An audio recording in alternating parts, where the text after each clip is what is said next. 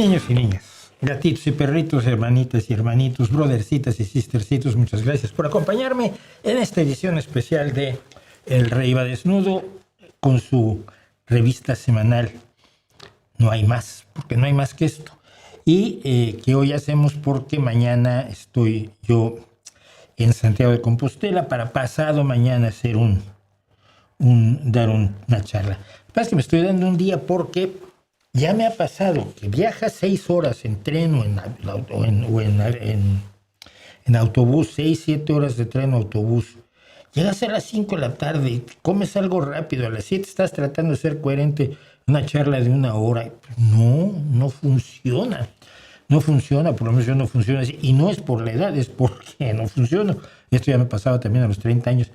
Entonces siempre trato de ir un día antes y así pues un poco paseo. Hay un café muy pijo, muy así, cerca de la Catedral de Santiago de Compostela, que no hay que ir. Son unos pesados. Pero bueno, hace poco estuve por allí. Pero en fin, esa es la razón por la que estamos adelantados. Yo lo que podía haber hecho era no hacer nada y ya, ¿no? Pero no soy de esos, no me sale. No me sale ser así. ¿Qué le podemos hacer a eso? Bueno, haciendo el anuncio completo, ciclo de conferencias Mes Escéptico Extraterrestre es una perspectiva escéptica. Los ovnis, 80 años de cuentos voladores, ponente Mauricio José Schwartz, escritor, periodista y fotógrafo, y toca narices de viernes 8 de mayo a las 19:30 horas, sala de actividades de entrada libre hasta completar foro en el local sociocultural o ensanche, calle Frei Rosendo Salvado 68 Bajo, Santiago de Compostela, Galicia, España, continente europeo, planeta Tierra, sistema solar, galaxia de la Vía Láctea, y no me acuerdo cómo se llama el grupo de galaxias al que pertenecemos, pero bueno, ya con eso más o menos creo que llega. Entonces allí estaré. Ya casi terminé porque estoy haciendo algo peculiar. En vez de hacer una historia de los casos ovnis, ¿no?, que son millones, además no me alcanzaría la vida para hacerlo. Llevo muchísimos años metido en esto y no. Hay casos que todavía me dicen, pero tú ya sabes que el caso que hubo de las luces de Fuchipunchi en Tailandia. No conozco todos los casos del mundo. Pero lo que hice fue algo muy curioso, que es ver cómo fue evolucionando la idea misma de la nave extraterrestre tripulada que viene a visitarnos. Desde 1947, con el avistamiento de Kenneth Arnold, hasta esta semana más o menos, ¿no? Ha tenido una evolución interesante, psicológica y sociológicamente interesante, y comercialmente interesante también. Entonces, de todo eso vamos a hablar el día de mañana, incluidos los casos en los que yo he participado directamente, como el caso del OVNI de 1291, del OVNI del eclipse, con el Jaimito Maussan, cuando le dije, tú te vas a dedicar a vivir de esto porque no tienes vergüenza. No, ¿yo cómo crees? Ya ves cómo yo tenía razón. El tiempo me da la razón a mí con una frecuencia verdaderamente inusitada. Y luego, el otro caso, el del OVNI de Ajo, aquí en Cantabria, que fue bien bonito porque utilicé todo lo que sé de fotografía para explicar qué era lo que había pasado y cómo identificar exactamente. Bueno, nos podía llevar a ver el objeto volador no identificado cualquier día que pasaran por allí, que pasara por allí el objeto, ¿no? Y les podía incluso presentar a sus tripulantes. Todo eso pude hacer yo con el OVNI de Ajo en Cantabria. Y hay otros casos, muchos pajarovnis. A mí la gente me mandaba muchas fotos de pajarovnis. ¿Qué es un pajarovni? Un pajarovni es un pájaro que viene volando, pero tú disparas a un 15 de segundo, un octavo, y más o menos la gente, si no va caminando muy rápido, no te queda muy borrosa, pero los pájaros se convierten en una especie como de ovni típico, pero visto de ladito, ¿no? Entonces, mira, en una reunión de escritores de ciencia ficción apareció este ovni en una foto. No es un ovni, es una paloma. ¿Por qué? Bueno, por los colores deduzco que es una paloma, igual es otra ave. Pero pues eso tiene una velocidad de un 15, un 30, quizás hasta un octavo. ¿Cómo lo sabes? Porque los pies de los que vienen caminando también están borrosos.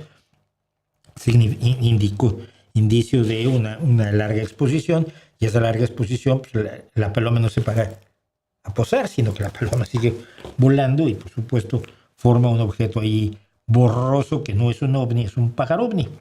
Y así, tocó muchas fotos me mandaban, ya no me mandan fotos porque ya. Hoy hice un ovni, por cierto, para la charla, a ver si lo tengo aquí, porque quedó bien bonito, yo no me lo esperaba yo. ¿Quién sabe de dónde se lo fue a robar el programa este, donde se inspiró, ¿no? Eh, pero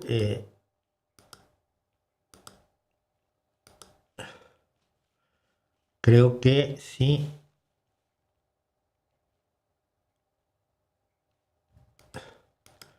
Creo que está aquí entre mis creaciones. Yo uso Night Café, que es una... No, mi cuenta no está en este ordenador, computadora, perdón. Ustedes disculparán. Yo uso Night Café a veces para hacer algunos de los horrores que pongo aquí, mis filósofos imaginarios y todo eso. Yo aprovecho la inteligencia artificial como herramienta, pero no como otras personas que se la están creyendo como si fuera una persona, que eso es gravísimo. Bueno, pues esa es más o menos la historia sobre lo que tenemos a mano de esta semana, pues no hay vídeo de ayer, porque ayer fue martes, los martes no hago vídeo. Lo que sí tenemos es que el lunes publicamos el testimonio de Valeria Orlova, el último de los 8 testimonios que recogimos de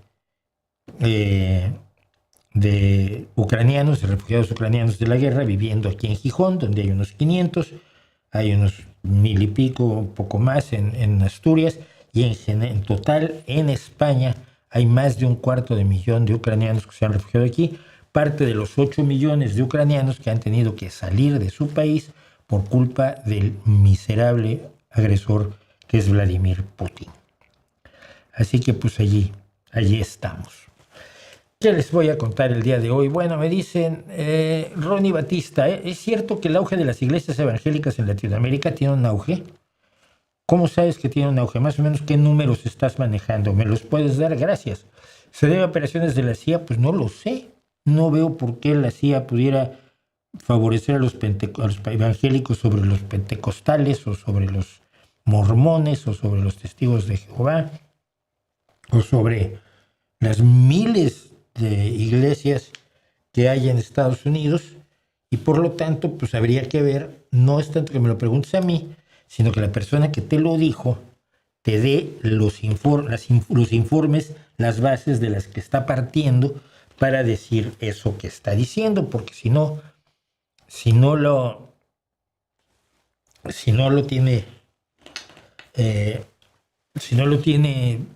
te lo puedes sustentar, pues yo qué voy a saber, ¿no? Yo no tengo una idea de que la CIA esté en eso, pero yo qué voy a saber.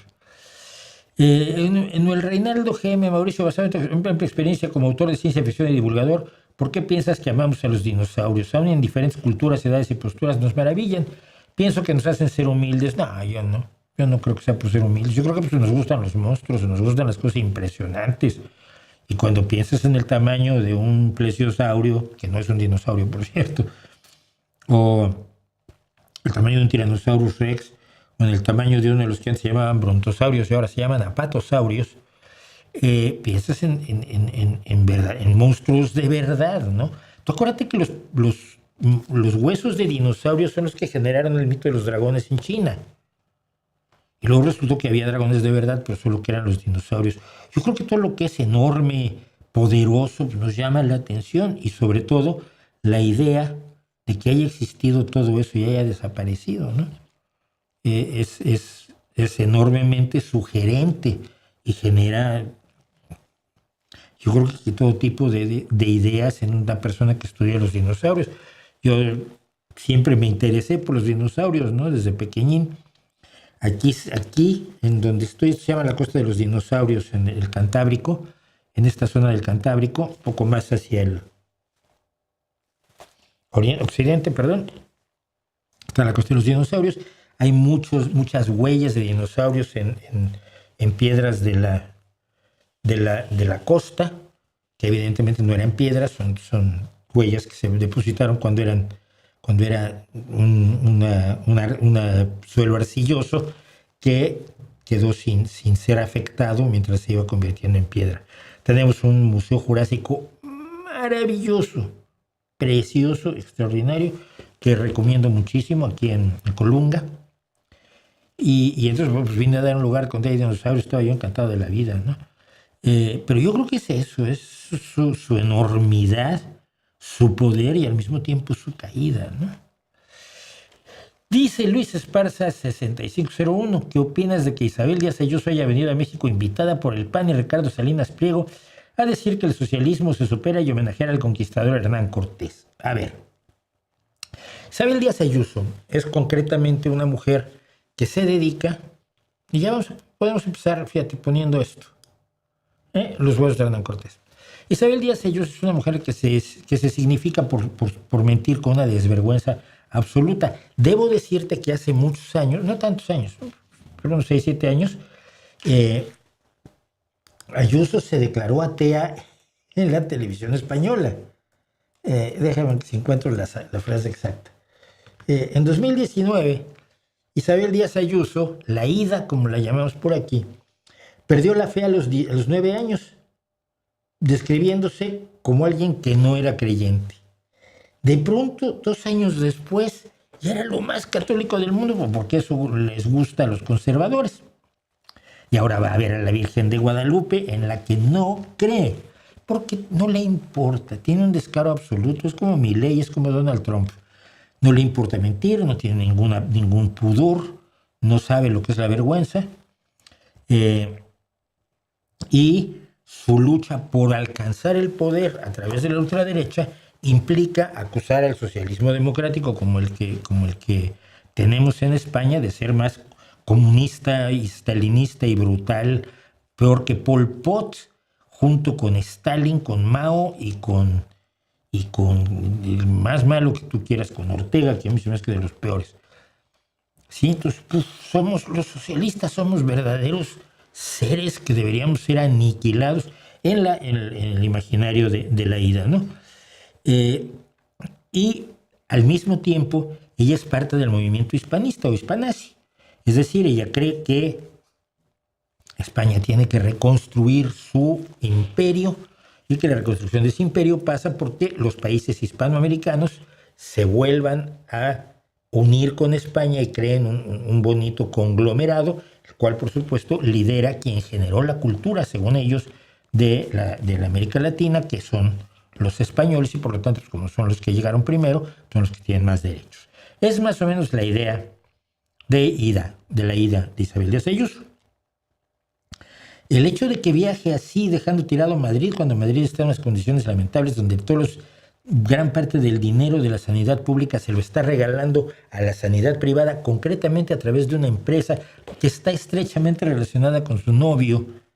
El hecho de que vive en un piso que no se puede pagar con ningún salario que ella pudiera tener honradamente, se lo pudiera haber pagado, que ande en automóviles absolutamente ofensivos. Es una persona que tiene esas características trumpianas, totalmente trumpianas. Y entonces ella está chiflada, ¿no? Lo digo en serio. Cuando tú la oyes, cuando es capaz de decirle en el pleno del Congreso al presidente de gobierno español, hijo de puta, y luego decir que dijo, ay, dije que me gusta la fruta, desde entonces le llamamos la frutera.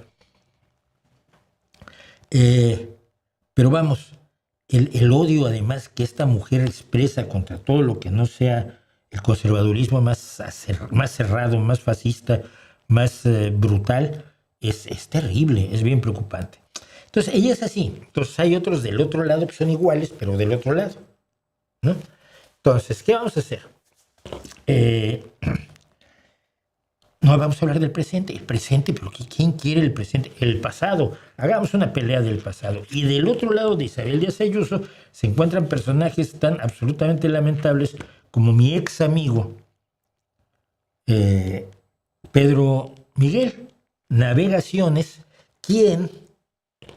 para quien escribí mucho tiempo gratis en su negocio Iberoamérica, porque yo pensé que éramos todos de izquierda y todos queríamos el bien para México, y no, lo que él quería era pues tarraco y defender a un gobierno lleno de los mismos defectos que tenían ese PRI contra el que combatíamos nosotros como periodistas. Fíjate qué curioso es esto. Entonces, Epigmenio Ibarra, que es un sujeto absolutamente despreciable, cuya riqueza ha sido mantenida con el dinero del erario, regalándole dinero y perdonándole impuestos, se suma a la solicitud que le hace al director del Instituto Nacional de Antropología e Historia, el querido Pedro Miguel, @PM Navegaciones. Hay que sacar de México los restos de Hernán Cortés, que se murió 600, 700, 800, 900, 500 años. ¿Qué relevancia tienen? Pues según IDA y según los idos estos, pues mucha. Entonces dice Navegaciones, que se lleven a cabo las gestiones pertinentes a fin de exhumar y empacar los restos del señor Hernán Cortés de Monroy y Pizarro Altamirano, que a la fecha se encuentra en un nicho situado en el interior del Templo de Jesús Nazareno en la calle de República del Salvador 119 de esta capital, a fin de que sean entregados a la ciudadana española Isabel Díaz Ayuso. ¿Por qué a Isabel Díaz Ayuso? No lo sé. No tiene absolutamente relación alguna. Ella es presidenta de la Comunidad de Madrid, nada más. Pero como digo, son lo mismo, pero en reflejo, en imagen especular. O a cualquier instancia o personal del Estado español que manifieste interés en recibirlos. El gobierno mexicano, en contraparte, puede pedir al Reino de España, o sea, llévate esto, pero me tienes que dar. Como gesto de buena voluntad, devuelva a nuestro país el Códice Trocortesiano, Códice de Madrid, o alguno de los múltiples bienes culturales robados durante la invasión española, que por supuesto hay que recordar que la invasión española no fue a México. España no invadió México porque México no existía. México existió como resultado de la unión de México, de los grupos indígenas, multitud de grupos indígenas que había en México, con la cultura española, las ideas francesas, la música irlandesa y todo eso. Bueno, vamos a pelearnos por los huesos de Hernán Cortés. Mira, ni la ida ni los idos, estos. Yo dije algo además muy concreto. Cuando tomé esta captura de pantalla y dije, parece que estos bien alimentados próceres, uno más enriquecido con millones del erario y el otro más henchido de arrogancia, no les ha llegado noticia, quizás por informarse con Zunzunegui o con Salmerón, que para el caso van igual de desencaminados, de que el 28 de diciembre de 1836, vamos al pasado, se firmó el Tratado Definitivo de Paz y Amistad entre México y España, que obliga al olvido del pasado anterior a esa fecha y a lo que se comprometieron ambos países. Ambos los dos juntos unidos. Aquí está. Es el artículo 8 del Tratado Definitivo de Paz y Amistad entre México y España, que se ha mantenido incólume desde 1836, es decir, 190 añitos en que a nadie le había escocido el escroto o el piñel hasta esta semana. No es cierto.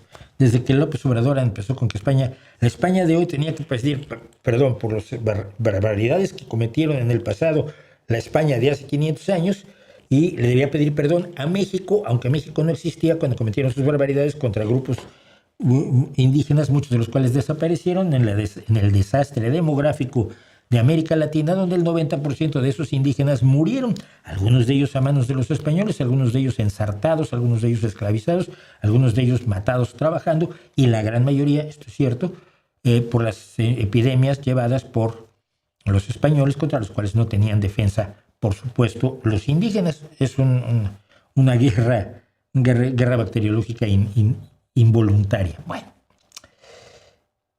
de esto no se enteró AMLO cuando pidió que pidas perdón. Oye, es que tu abuelito, a un amigo de mi abuelito, le pegó.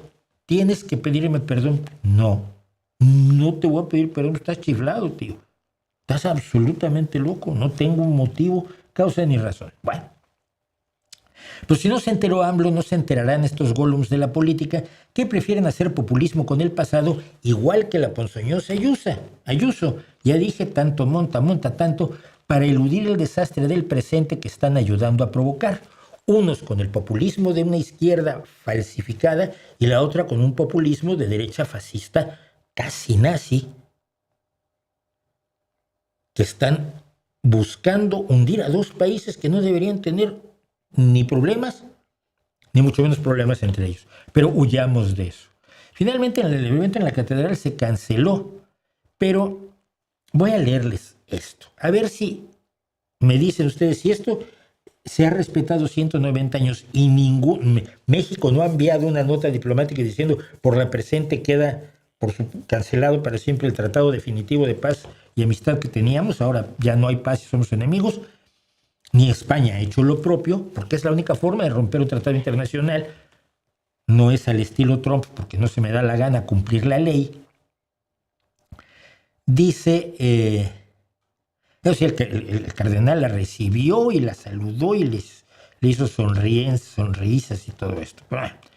Dice el artículo 1.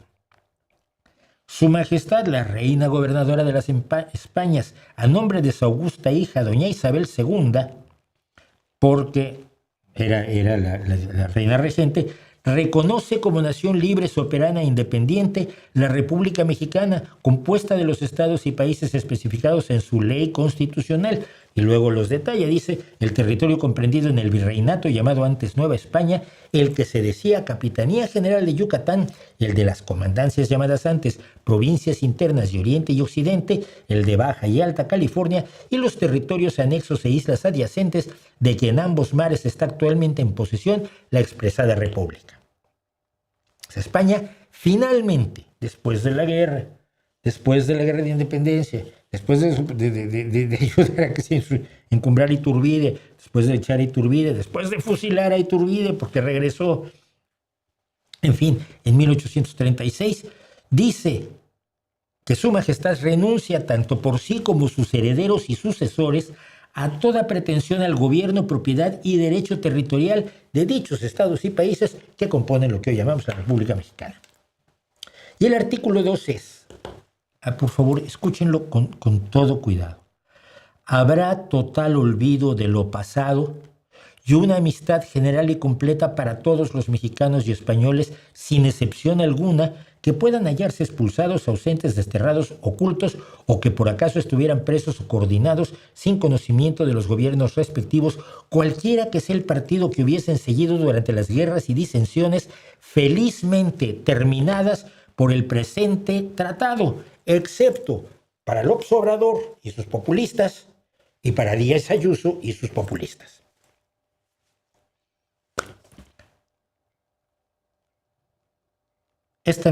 Luego habla de la amnistía y habla pero eso es clarísimo.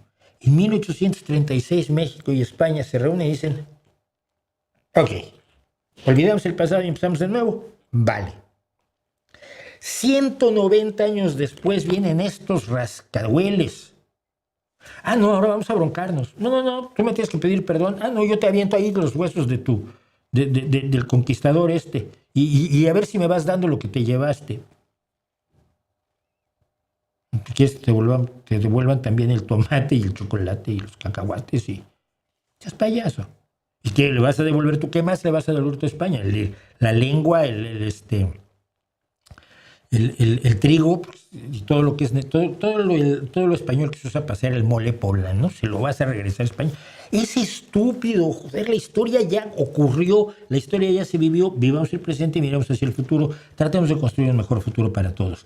Pero como ni la ida ni los idos están en capacidad mental, política, emocional o moral de luchar por mejorar la vida de los habitantes, ciudadanos y visitantes de sus respectivos países, vamos a hacer un tango con los putos huesos de Hernán Cortés. Mira, no me jodas.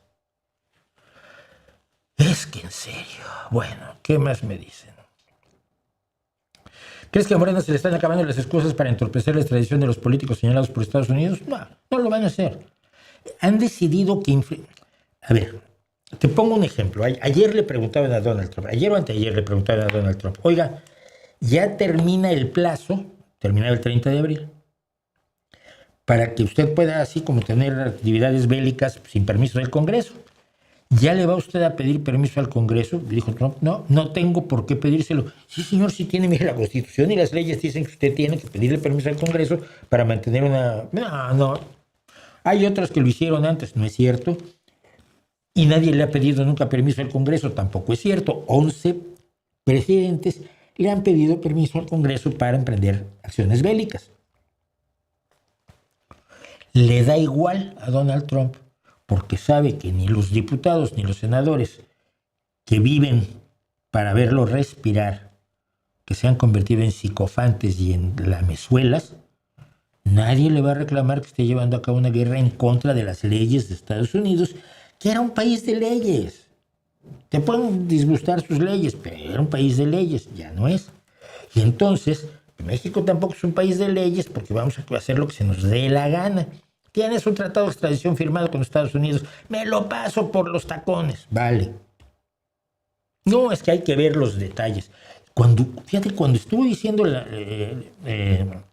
Sheinbaum que había que ver los detalles y bien cómo estaba la cosa, cuando el tratado de extradición es bastante claro y los abogados que lo han visto dicen, no, no es que lo tienes que, primero que nada lo tienes que detener y las pruebas las pides una vez que ya esté detenido. Esa es la realidad de lo que dice el tratado. No me pides pruebas a ver si lo detienes, porque es un tratado entre países para conveniencia de los dos, se supone. Pero cuando dijo eso Isabel Díaz Ayuso, yo me acordé de las Isabel Díaz Ayuso, Claudia Sheinbaum, me parecen tan similares, aunque sean ideológicamente supuestamente tan distintas. O sea, están haciéndose las audiencias para nombrar jueces federales. Los jueces federales se quedan en su puesto para toda la vida. Se supone que tener un juez para toda la vida hace que no tenga compromisos políticos, es decir, que no tenga miedo de que lo echen por quedar mal con el presidente o con alguien, con el partido, con la independencia de la judicatura. Es uno de los elementos clave de la separación de poderes. Bueno, entonces están yendo los nominados por Donald Trump. Les preguntan, oye, ¿quién ganó las elecciones en 2020? Bueno, se certificó el triunfo de Joe Biden. Ya, pero ¿quién las ganó? Bueno, pues se le certificaron el triunfo, pero ¿quién las ganó? El que tuvo los votos electorales. ¿Y quién ganó el voto popular? Bueno, no lo sé. O sea, ninguno de los candidatos a jueces ha estado dispuesto a decir que las elecciones de 2020 las ganó Joe Biden, porque Donald Trump está empeñado en que las ganó. Y luego les pregunta un diputado, bueno, ¿y saben lo que es la 22ª enmienda de la Constitución estadounidense? Uy, no tengo idea. Todos van a ser jueces. Uy, no, es que yo no traté nunca ese tipo de temas. Yo estaba en lo penal y no, es que yo estaba en lo mercantil. Fingieron que no conocían la 22ª enmienda. La 22ª enmienda se hizo después de Roosevelt para impedir que un presidente lo fuera 3 veces. Y lo que dice es ninguna persona ocupará el cargo de presidente de los Estados Unidos más de 2 veces. No es así como muy complicado, ni es de leyes, el lenguaje leguleyo de el abogadez, que es un idioma que a veces no entendemos los seres humanos normales. Y dicen estos, bueno, pero eso es un hipotético. No, ¿puede Donald Trump presentarse para un tercer mandato en 2028, me parece que es? Sí. Sí, bueno, las elecciones son en 2027 y sería en 2028. Sí, las elecciones en 2027, la toma de posesión en enero de 2028. ¿Podría presentarse Donald Trump una vez más? Uy, pues no lo sé. Bueno, pues habría que ver las circunstancias. Bueno, es que todo esto es muy hipotético, pero quizás habría que hacer Si no, la Constitución dice esto. Según la Constitución, Donald Trump no se puede presentar. Y ninguno de los candidatos a jueces dijo, no se puede presentar porque lo dice la Constitución. La Constitución de Estados Unidos está muerta. Tan muerta como la mexicana. Las leyes en Estados Unidos están muertas, por lo menos cuando se refiere a lo federal. Afortunadamente los estados sí son independientes en Estados Unidos, perdón. Igual en México las leyes son a gusto, o en las inmortales palabras de López Obrador, a mí no me vengan con que la ley es la ley. Así que así estamos. Y yo creo que Morena no va a extraditarlo, si no va a pasar absolutamente nada. Me piden Comfortably Numb, pero no tiene mucho de qué hablar esa canción, aunque sí tiene un solo de guitarra maravilloso. Pero no estamos analizando los solos de guitarra ni los solos de batería, sino las canciones. Y precisamente Luis Enrique Arizmendi, ¿cuáles son sus solos de guitarra favoritos?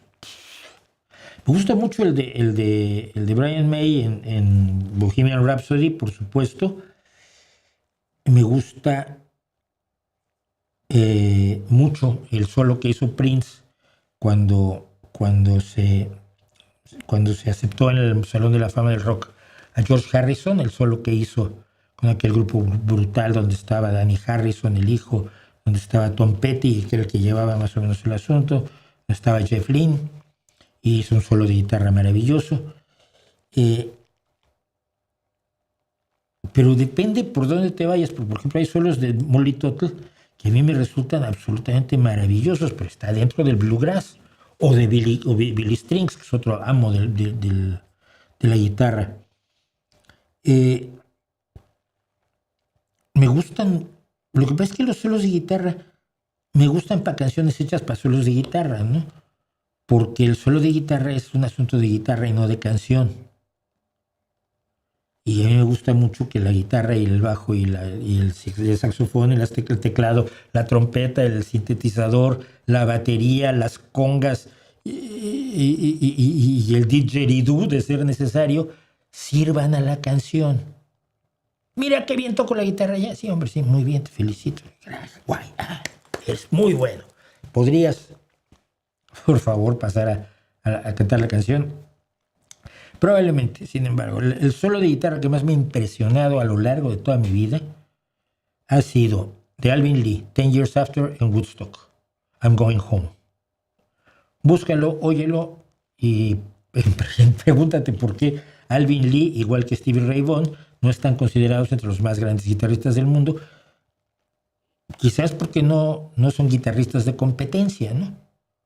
No son guitarristas de competencia de velocidad, sino son guitarristas de expresión en canción. Me hiciste perder un día, dice Sebastián Zvuk.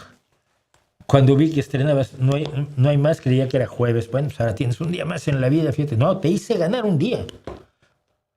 Mónica Cepeda, el lunes fue el evento anual del Met Gala en Nueva York y el dress code fue Artist Fashion, el código de vestimenta, el código de atuendo.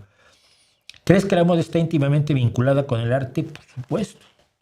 Por supuesto, es una expresión artística como cualquier otra. Y no me refiero solamente a los grandes diseñadores, que son los que pasean sus creaciones en las alfombras rojas, entre otras la del Met Gala, que especialmente se caracteriza por tener unos atuendos absolutamente delirantes, sino en los Óscares y en los Grammys y en los Emmys y en los grandes estrenos, etcétera.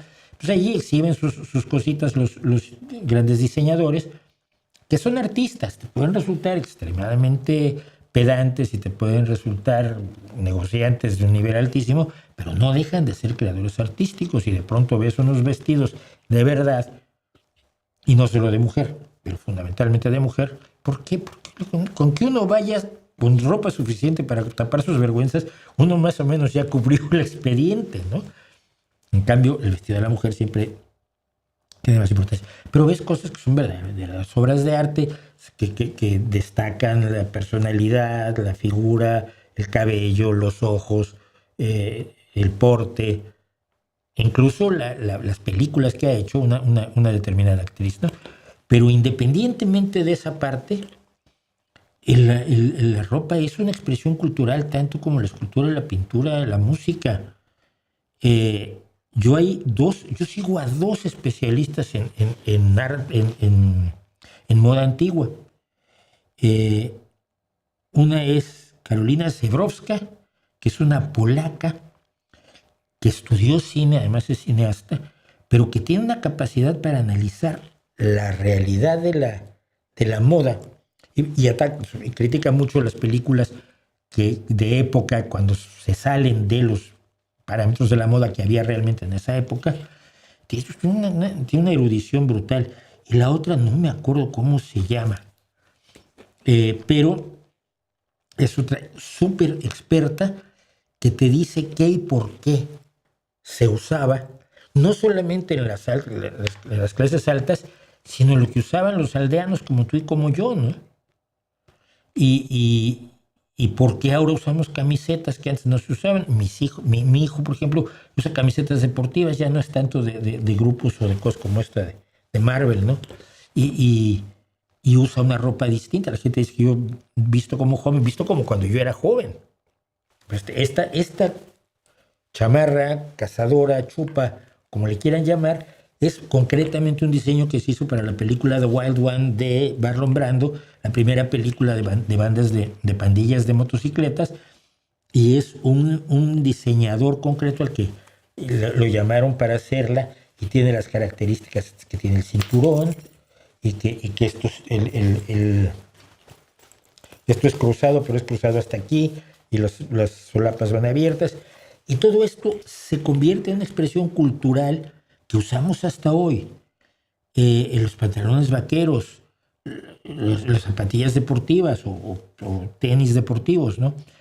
La moda es una expresión de la cultura.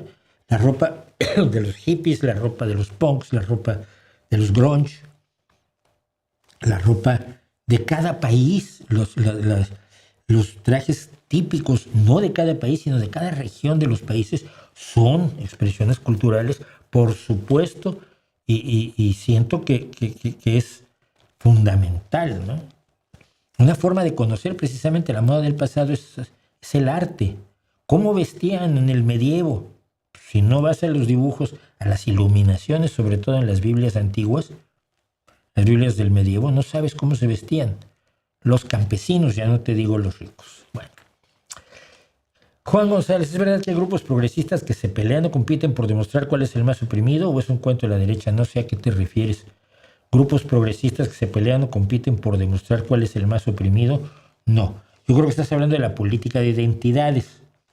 La política de identidades que no son grupos progresistas, son grupos identitarios que sí han entrado en la lucha, han hecho la competencia muchas veces, no todos, pero sí algunos, de las mujeres están más oprimidas que los negros. No, los negros están más oprimidos que las mujeres. No, las mujeres negras son las más oprimidas de todas. No, pero las mujeres negras lesbianas son las más reprimidas de todas.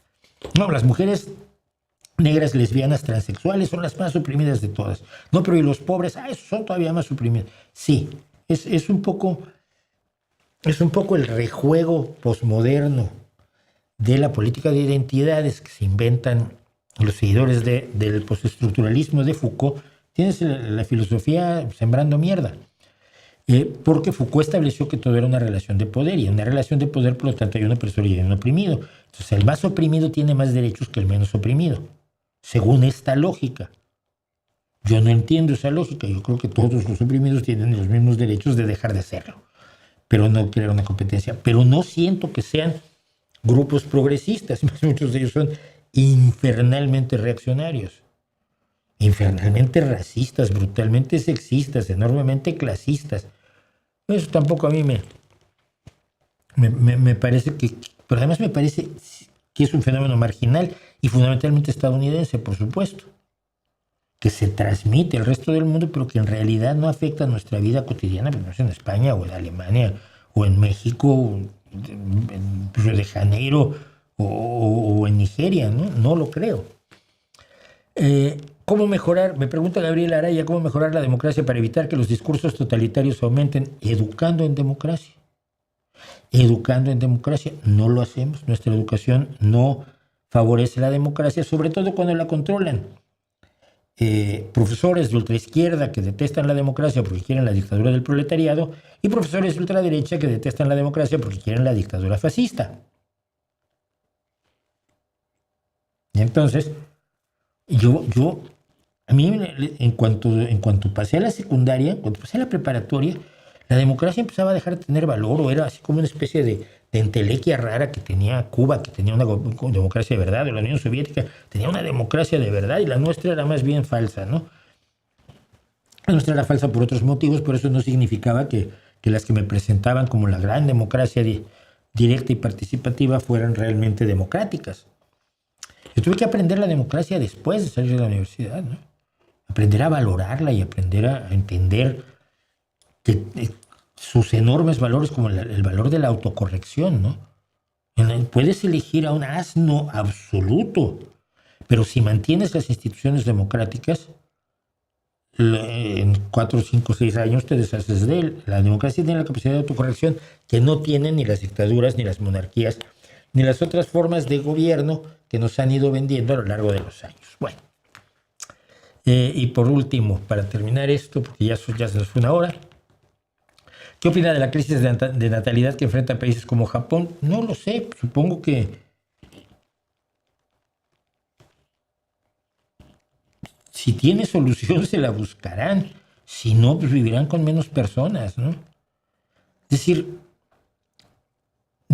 opinar, porque además al opinar de la crisis demográfica de un país, en México está empezando a parecer lo mismo. No, en México no tiene un problema de crisis demográfica, de crisis de natalidad, ni mucho menos. Cada país, cada circunstancia puede tener motivos distintos para su crisis de natalidad, ¿no? En Europa, en muchos países es clarísimo que una vez que ya no hay pobreza, no necesitas tener 5, 10, 12 hijos.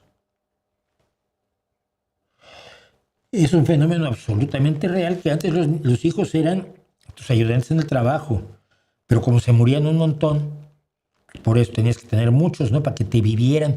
Sí, mira, yo oía a mi abuela todavía decir eso. Ay, pues tuvo 8 hijos, le vivieron 3. Porque era lo más normal que se le murieran 5 hijos a una pobre mujer o a una pobre pareja. Entonces, al haber atención médica, buena alimentación y falta de hambre y de desesperación, pues tiendes a tener menos hijos. Luego, cierto, la independencia de la mujer ha implicado que no se dedica a disparar hijos como ametralladora como hacían en el pasado, ¿no? Ay, vamos a tener 13 hijos, es que ella no quiere tener más que uno, pues tendrá otros 12, si no hablamos mal de ella. Entonces, creo que la igualdad, el proceso de igualdad de la mujer ha influido en la reducción de la natalidad, sobre todo en países donde tener hijos es una muestra de valor masculino, es una muestra de masculinidad. Soy bien macho, tengo 8 y solo una es niña, 7 niños. Digo, como si pudieras tú con tu poder masculinizador hacer que te nacieran niños y no niñas, ¿no? Me parece absolutamente, pero así pasaba, y así pasa todavía en comunidades como las más atrasadas, las más abandonadas en México. Tener una hija es un poco una desgracia, tener un hijo es, se salió de aquí abajo, y te lo dicen, ¿no? Entonces, siento que al quitarse parte de esos mitos, pues hay una reducción en la natalidad, pero tienes dos cuestiones. Primero, que nadie te garantiza que así va a continuar.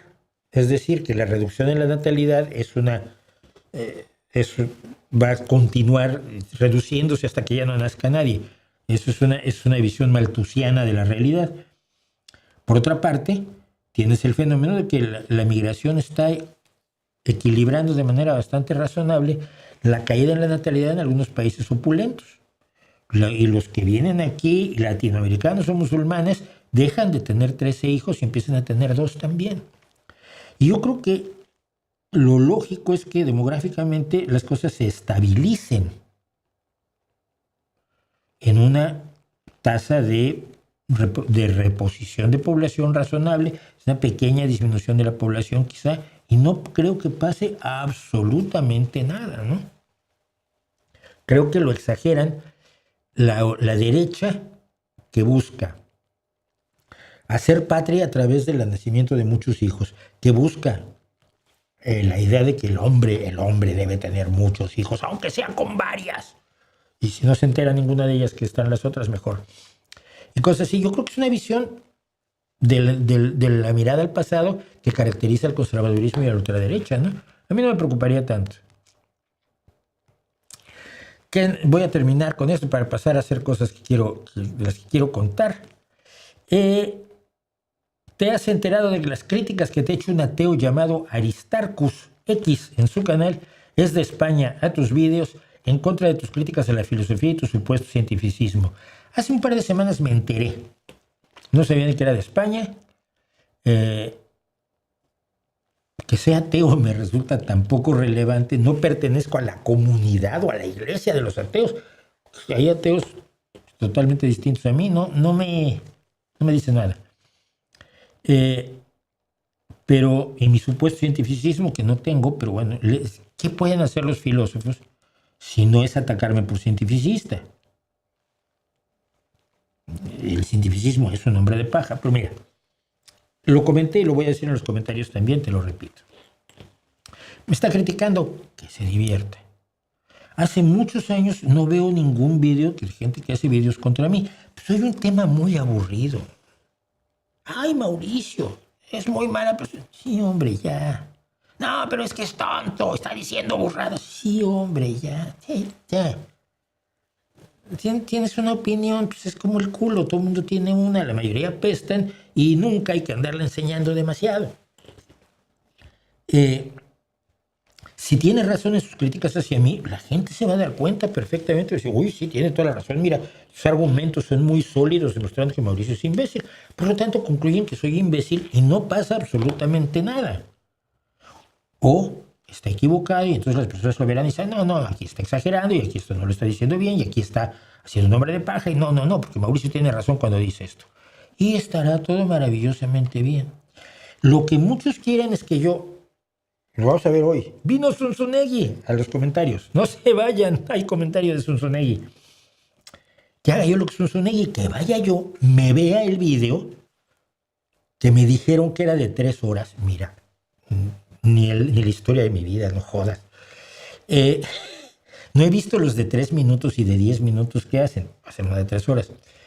Que me vaya a los comentarios, eres un desgraciado, te reto a un duelo, no, a un debate, como le dicen.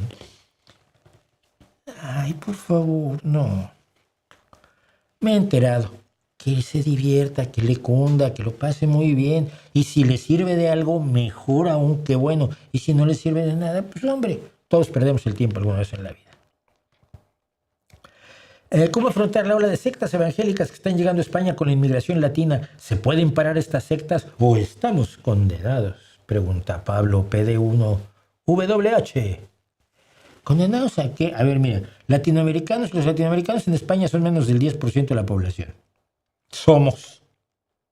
Porque yo cuento como latinoamericano que se vino a España y luego fui residente y ahora soy ciudadano. Bueno. Somos como el 10% de la población. ¿Cuántos pertenecen a sectas evangélicas? El 2%. Y el 2% del 10% es el 0,2% de la población española. ¿En qué te condena? ¿Sabes dónde hay más evangélicos? En el pueblo gitano. El pueblo gitano, el protestantismo ha tenido un importante crecimiento porque ha estado más cerca de ellos y de sus necesidades que la Iglesia Católica. Y hay una gran cantidad de gitanos. Yo tengo amigos y conocidos y gente que respeto mucho y gente que está en el PSOE, gitanos, y sé del fenómeno protestante. ¿Condenados a qué? Muchos de ellos, sus hijos van a ser tan ateos como yo, si viven en España y tienen las libertades democráticas y el acceso a la información y a la salud y a la educación que tenemos otros. Estamos condenados. Cada vez que ven un inmigrante, piensan que son todos los inmigrantes. Cada vez que ven un terrorista, ¡uy, todos los musulmanes son terroristas! No, hay muchísimos y no hay aquí atentados terroristas todas las semanas. Y tampoco veo yo las evangélicas. Hay un par de iglesias evangélicas por aquí. Está bien. ¿A ti qué te importa? Y a mí qué me importa, ¿no? Bueno, vamos a ver rápidamente algo más de la extorsión de Estados Unidos en África. La semana pasada hablamos de cómo Estados Unidos había estado apoyando, y en los comentarios hay una cosa grave sobre esto, había estado apoyando a África en la lucha contra el SIDA, especialmente a través de un programa especial del presidente Bush, que no es el tipo más, no es ningún comunista, ningún socialista, ningún socialdemócrata. George W. Bush, George, hijo. el presidente, el hijo del viejo George Bush. Y Estados Unidos metió miles de millones a distintos países de África por un programa especial del presidente de los Estados Unidos para combatir la pandemia de SIDA en África. A principios de 2025, Donald Trump ordenó que se recortara brutalmente toda la ayuda a África por el SIDA y desmanteló el programa especial del presidente sobre el SIDA. Ya cuando lo hizo en febrero de 2025, el programa de las Naciones Unidas para el SIDA previó que habría 660 millones de contagios adicionales en niños entre 2025 y 2029 y en esa misma época 4,2 millones de muertes adicionales en África por afecciones relacionadas con el SIDA. Es decir, no es para nadie una sorpresa que si quitas el apoyo para el SIDA, que implica la detección de dónde vino, impedir que lo siga repartiendo, que siga distribuyendo el SIDA con su actividad sexual, para lo cual lo tienes que enseñar y convencer a usar condones. Y luego tienes que darle antirretrovirales y tienes que hacer el seguimiento de él y de todas las personas con las que tuvo relaciones sexuales para ver si no las contagió, si las contagió. O sea, es un trabajo que va mucho más allá de repartir pastillitas, que es lo que creen algunos que es el apoyo médico a los países que lo necesitan. Bueno, el chiste es que yo había dicho que esto había pasado en Zambia, Donald Trump les dijo ahora, se quedaron sin ayuda, se les está muriendo la gente. Hombre, pues si quieren que les dé ayuda, me tienen que escriturar los recursos minerales de Zambia. Bueno, pues no solo fue con Zambia. Ghana acaba de rechazar los términos de Estados Unidos. Lo que dijo Estados Unidos en este caso, en el caso de Ghana, es: yo te sigo dando la ayuda para combatir el SIDA y tú me regalas todos tus datos de salud para que los utilicen nuestros investigadores. Y si de esos datos de salud sale algún producto, alguna ventaja, alguna forma de utilización que pueda rendir beneficios, son para nosotros. Y Ghana dijo, no, oye, mira, pues son mis datos, son los datos obtenidos de mi población, y yo creo que nosotros deberíamos participar de los beneficios que pudiera generar el procesamiento, uso, manejo y estudio de esos datos. Todavía a fines del año pasado, Zimbabue rechazó los términos de Estados Unidos para la asistencia de salud, especialmente la exigencia de compartir datos de patógenos sin ninguna garantía de acceso siquiera a las innovaciones médicas, vacunas, diagnósticos o tratamientos que pudieran obtenerse a través del estudio de esos datos que se le piden a Zimbabue. Y entonces el portavoz del gobierno de Zimbabue, Nick Mangwana, les dijo no. Pero ahora Zambia tenía hasta el 30 de abril para decidir no solo por los datos de salud, sino entregar sus minerales, principalmente cobre, cobalto y litio, a empresas de los Estados Unidos para las que está trabajando Donald Trump a cambio de asistencia. La ayuda de Estados Unidos apoyaba el tratamiento antirretroviral para 1,3 millones de zambianos. Ahora aumentan los casos de SIDA. Mientras tanto, Sudáfrica también ha estado congelada respecto de la ayuda de la salud por la administración de Donald Trump por haber acusado a Israel de genocidio en la Corte Criminal Internacional. Es decir, si tú crees que Israel cometió un genocidio y se lo dices a la Corte Criminal Internacional para que lo investigue, y además estás haciendo políticas para eliminar los restos de la discriminación del apartheid, pues Donald Trump dice que tú eres enemigo de Israel, antisemita y además antiblanco. Y por lo tanto no te damos ayuda para seguir combatiendo el SIDA. Sudáfrica es uno de los países que más ha sufrido la pandemia del SIDA. Algunos líderes africanos y expertos de salud han criticado la nueva posición de Estados Unidos, que es América primero en salud, Estados Unidos primero en salud, y sus demandas de recibir datos de salud delicados a cambio de un apoyo que ha retirado precisamente la administración Trump al desmantelar la ayuda exterior que antes daba Estados Unidos.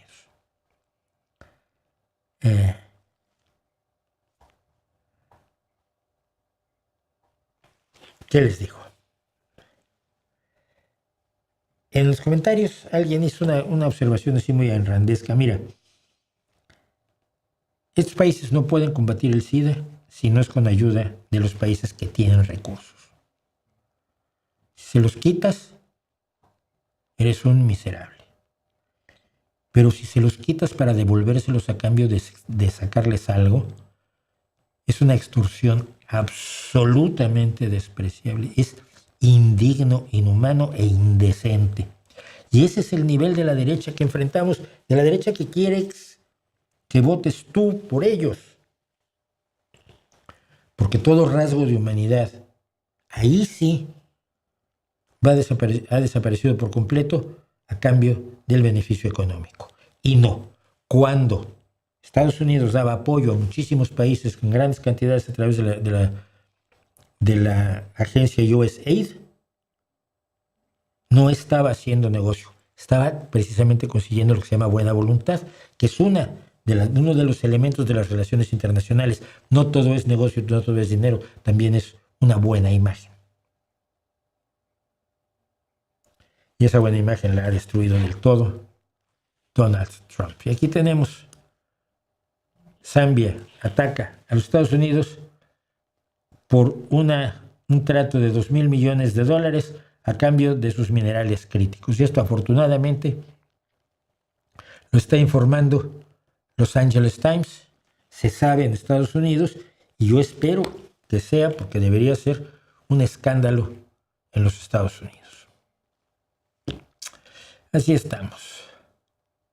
¿Qué te parecería hacer una sección de video recopilatorio al final del año donde nos hables un poco de tus lecturas favoritas del año? Ya me lo habías comentado, pero no estoy leyendo muy poco, me estoy informando mucho por redes sociales porque he leído poco. Este año he leído 3 libros, una cosa así, ¿no? No, este año no. Este año he leído un libro.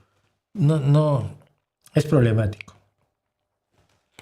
Dice Eduardo Vigoyen, leí que el rumor del acuerdo con Irán y el fin de la Operación Libertad hizo que Brent bajara $11.66.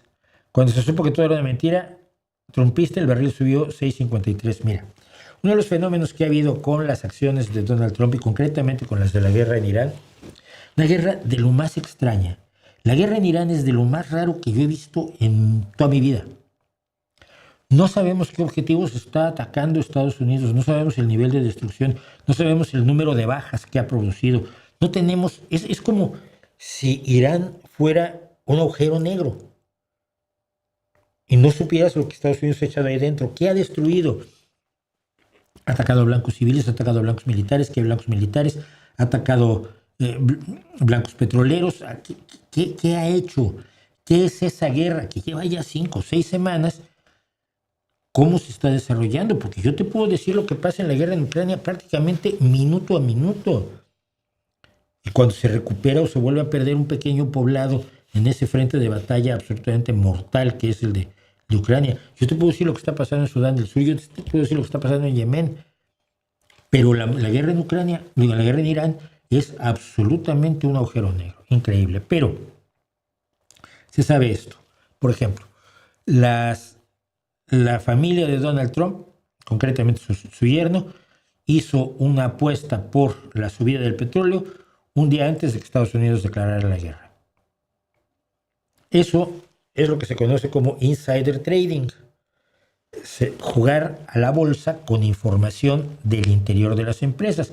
Si tú sabes que tu empresa va a anunciar un avance tecnológico que la va a llenar de millones, y tú le dices a alguien que compre acciones de tu empresa porque se va a hacer rico en una noche, el hecho mismo de que esa persona compre acciones inesperadamente va a ser detectado. Esto no es el territorio comanche.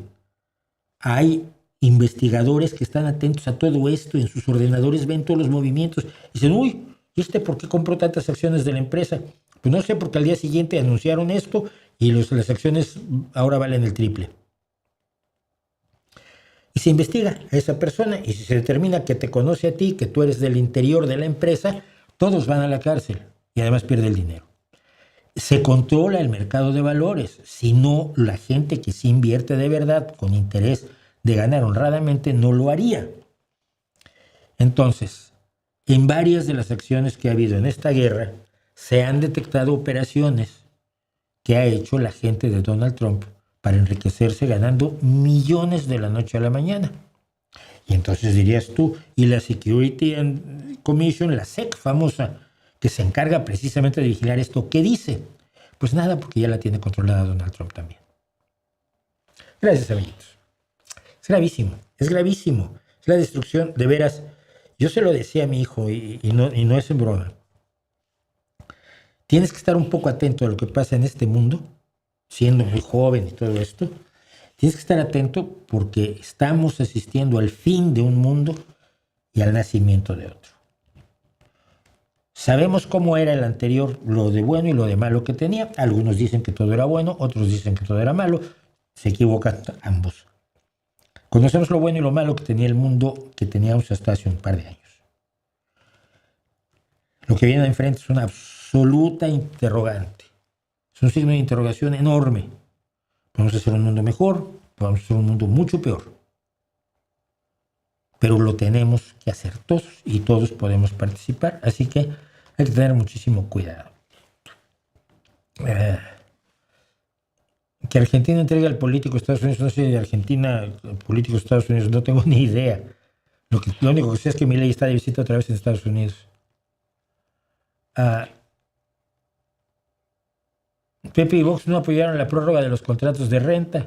Sus votantes se verán afectados, pero ellos igual defienden los intereses de unos pocos dueños de propiedades, la desigualdad expresándose. Por supuesto. O sea, Vox tiene un discurso a favor de los más desprotegidos, como todo populista, pero sus acciones a la hora de votar en el Congreso de los Diputados aquí en España son las que hablan. Fíjate en lo que hace la gente, no en lo que dice. Carles Tamayo sacó un documental sobre el tema de las rentas. La derecha se puso nerviosa, hasta Rayo lo atacó. No veo a Carles Tamayo, ¿no? Pero bueno. Varios analistas políticos de centro en Colombia dicen que la democracia es de derecha y hasta incluso una excandidata a la presidencia dice que Uribe es socialdemócrata. No te fijes en lo que dicen, fíjate en lo que hacen. Si la socialdemocracia es de derecha, no haría lo que está haciendo. Lo que pasa es que para mucha gente la socialdemocracia es de derecha porque no quiere la revolución, la dictadura del proletariado, la socialización de los medios de producción y la planificación centralizada de la economía, que son las patitas en las que se para el proyecto marxista, que tiene varios problemas. Primero, no funciona. Tiene otros problemas. No funciona. El que tú seas un miembro del partido no te enseña a dirigir una empresa, no te enseña a innovar, no te enseña a manejar relaciones públicas, no te enseña a manejar relaciones humanas, no te enseña nada. Solo eres un burócrata de partido. Y es lo que pasó en China, hasta Deng Xiaoping, y lo que pasó en la Unión Soviética y en todos los países aledaños a la Unión Soviética, incluida Cuba. A ti te encargaban una empresa porque eras miembro del partido. No puedes controlar así la economía y mucho menos puedes prever qué necesidades hay para planificar centralizadamente la economía cada 5 años en los famosos quinquenios que les encantaban a todos los administradores soviéticos. No, siendo objetivo el mercado es una mejor manera de hacer eso. Entonces, bueno, deja que funcione el mercado y contrólalo. Impide todos los abusos que pueden desarrollarse a partir del mercado, que son muchísimos. Y eso, controlar la barbarie que puede ser el libre mercado y la libre empresa y el libre tráfico de vehículos, lo tiene que hacer un Estado con responsabilidad social. O sea que de derecha no puede ser. Tú imagínate la libertad de conducir. Un libertario, en lugar de decir, no, yo quiero la libertad para crear mis empresas, diga, no, yo quiero la libertad para conducir a la velocidad que me dé la gana en el vehículo que me salga de aquí abajo. por donde me dé la gana, por la calle, por la acera, por las plazas públicas, por los jardines y por los parques infantiles. Es mi libertad. Y ahí la libertad es sobre todo lo más importante, porque yo soy liberal, libertario, libertariano.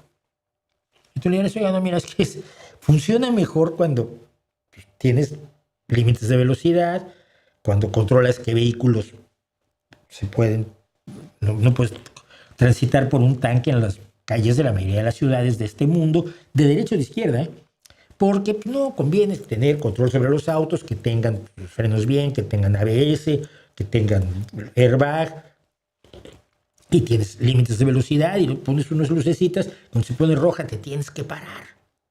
Y pones unos límites de velocidad y pones una dirección, esta calle es para allá. Ah, es que yo quiero venir para acá, soy libre. No, esta calle es para allá. Eso es lo que hace el Estado razonable con la economía. Lo mismo que el automóvil, con el automóvil. Si no, nadie estaría dispuesto a vivir en un mundo donde la libertad de conducción de los vehículos que tú quieras y yo saco un tanque y aplasto a todos los que se me pongan enfrente y me meto a un patio escolar a hacer trompos con mi tanque cuando los niños deberían estar jugando al baloncesto, pues entonces lo mismo pasa con el mercado. Pero a mí qué me importa que nos digan que somos de derecha, es que me da tan igual como lo de Aristarcos, hombre. Digan lo que quieran. Mira lo que hacen los gobiernos socialdemócratas. Mira el empleo en España. Mira la salud pública. Yo el otro día lo decía porque cada vez que voy de aquí, de Gijón a Oviedo, tengo que ver un hospital enorme, que es el Hospital Universitario Central de Asturias, el UCA, que fue una idea de un hombre al que yo quiero entrañablemente, que es Vicente Álvarez Areces, que fue 3 veces alcalde de Gijón y luego fue 2 veces o 3 veces presidente de Asturias. Y él quería un hospital de vanguardia tecnológica para la sanidad pública española, asturiana. Y lo logró. Le dijeron que era un desperdicio, que no, que dijeron lo que sea. Es el hospital de referencia en España. No tienes que tener dinero. Si necesitas un corazón, te hacen un trasplante. Si necesitas una rodilla, te ponen una rodilla. Si necesitas un trasplante de riñón, te hacen un trasplante de riñón. Tiene la mejor tecnología. Yo tengo un conocido que usa un aparato que se llama el Da Vinci para hacer operaciones micro, donde ya no tienes que abrir un canal a la gente para operarle ciertas afecciones. Conozco gente trasplantada en el UCA. Eso hacemos. Ah, pero son de derecha. Vale, mira, no me estés molestando.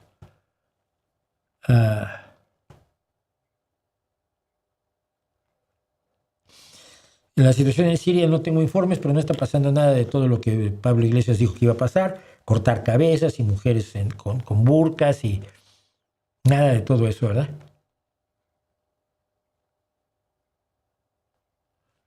No voy a hacer eso. Me voy a poner en desacuerdo con un hombre con el que he estado de acuerdo muchísimas veces en mi vida. Y para ello necesito hacer aquí una cosita. Permítanme un segundo.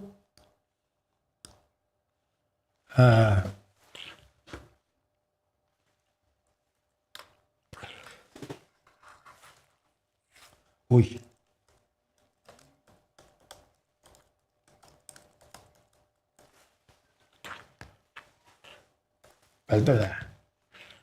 Ahí estoy. En desacuerdo con Joan Manuel Serrat. Quiero decirles una cosa. Joan Manuel Serrat juega un papel musical muy importante, pero muy importante en mi vida. Él es 11 años mayor que yo. Tiene 82, cuando yo tenía 16, él tenía 27. Y iba a México, así era él, yo era más jovencito. En Bellas Artes, todos los años tenía sus conciertos en Bellas Artes. Todos los años íbamos desde el tercer piso de Bellas Artes, que no teníamos para pagar más. Íbamos todos a oír a Serrat. Era un ritual indispensable oír a Serrat, comprar los discos de Serrat. Yo, que siempre he amado la poesía desde que era muy pequeñito, que escribo poesía, que de pronto hiciera el homenaje a Antonio Machado, me dejó Antonio Machado, Manuel Machado. Dios mío, no puedo ser yo tan malo con los nombres de los poetas que amo. O sea, con los apellidos no tengo problema. Antonio Machado, dedicado a Antonio Machado, Poeta, es el disco que yo decía, ve qué maravilla, y aprendíamos las canciones y cantábamos Caminante no hay camino millones de veces, y yo aprendí a tocar la guitarra y tocaba Caminante no hay camino, que era la más fácil de todas, ¿no? Serrat no es musicalmente muy complicado, la complicación la metían generalmente quienes trabajaban con él, como Ricard Miralles, un grandísimo pianista. Pero entonces, cuando tú te enamorabas, tenías canciones de Serrat, ¿no? Y cuando te desenamorabas y te separabas, estaba yo pensando el otro día en una que me gusta mucho, que es Cuando te vayas. Tenías las canciones de Serrat. Luego ya mayor, pues yo tuve a mi primera hija, ¿no? Y en ese año sacó un disco Serrat donde venía una canción que se llamaba En agosto de parto, o que tenía la frase En agosto de parto. Mi hija nació el 6 de agosto, mi primera hija. Pues Serrat me había hecho la canción a mí. Yo usé esa canción para hacerle un pequeño audiovisual a mi hija sobre su llegada a este mundo, ¿no? Cuando Serrat se tuvo que quedar en México porque fue un refugiado tardío del franquismo, pues se quedó y lo aplaudíamos un montón. Y siempre he estado cerca de Serrat. Pero ahora estoy en desacuerdo con Joan Manuel Serrat. ¿Qué pasó? Bueno, el otro día hizo un video de 4 minutos Joan Manuel Serrat sobre la tercera edad, sobre la edad. Él es un hombre de 82 años y entonces se puso a hablar sobre la vejez en unas jornadas sobre el colectivo de la tercera edad, que yo no veo como un colectivo, o sea, porque no lo es. El que tengamos una edad avanzada, que yo tengo 71 años, no quiere decir que yo esté en el mismo nivel que otras personas de 71 años que tienen problemas de salud mucho más graves, problemas cognitivos que yo afortunadamente todavía no tengo y espero nunca tener, que tienen problemas familiares de otro tipo, que tienen problemas sociales de otro tipo. La mayoría estarán jubilados, yo no tengo planes de jubilarme. No nos veo como un colectivo, no, y habrá gente muy simpática, muy agradable, muy buena y muy linda, y habrá gente que no, que son verdaderas ratas, lo han sido desde pequeños y ya. Entonces yo veo a la gente de la tercera edad como personas, como individuos. Por supuesto hizo Serrat bien cuando dijo que se rebelaba contra un mundo donde se identifica a los viejos con la falta de capacidad, de talento, de preparación. A mí no hay nada que me toque más las narices que por mi edad me empiecen a tratar como si fuera yo imbécil. ¿No? Primero certifica que soy imbécil o que he perdido capacidad cognitiva, memoria. Lo de los nombres me pasa desde los 20 años, ni se preocupen. Que he perdido capacidad cognitiva, que estoy gaga, y entonces ya me tratas como si estuviera gaga. Pero si no, trátame normal. Del mismo modo que una persona de 20 años, cuando descubres que tiene un problema cognitivo, la tratas de manera distinta. Es decir, no me trates como tonto por viejo, sino por tonto. O no me trates como discapacitado intelectual por viejo, sino por discapacitado intelectual, como lo harías a los 20, 30, 40, 50 o 60.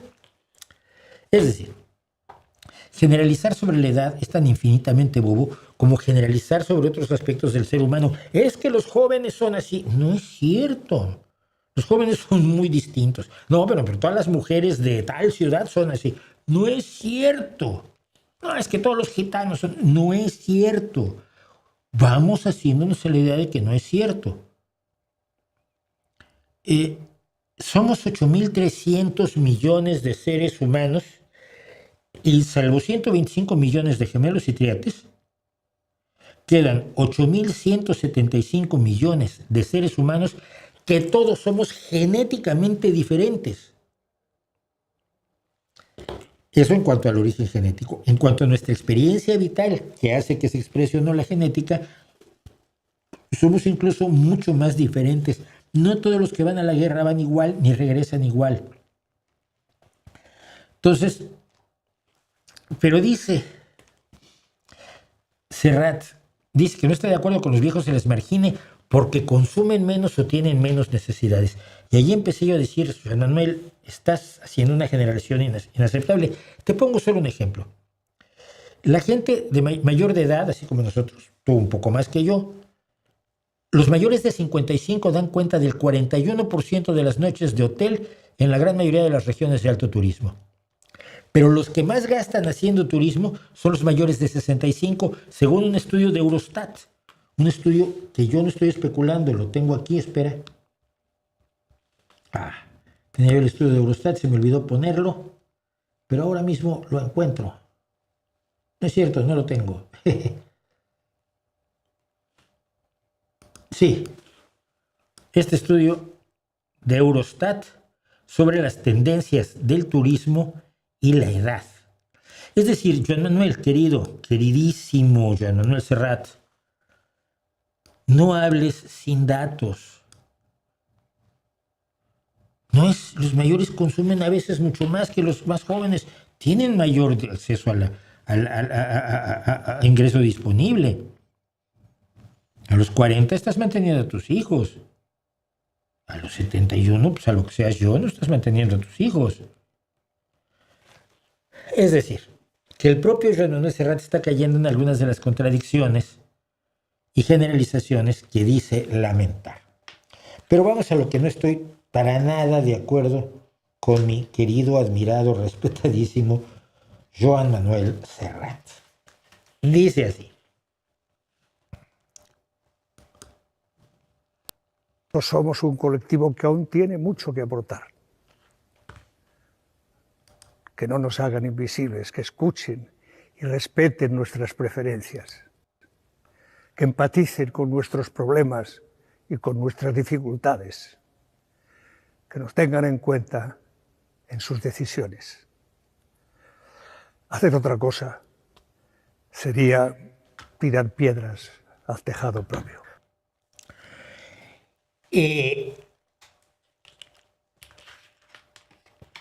No sé, estamos infantilizando al anciano. Porque todo lo que dice aquí Joan Manuel Serrat es aplicable a las personas de todas las edades. Los viejos somos un colectivo que tiene mucho que aportar, y los jóvenes, y los niños, y los adultos jóvenes, y los adultos de edad mayor.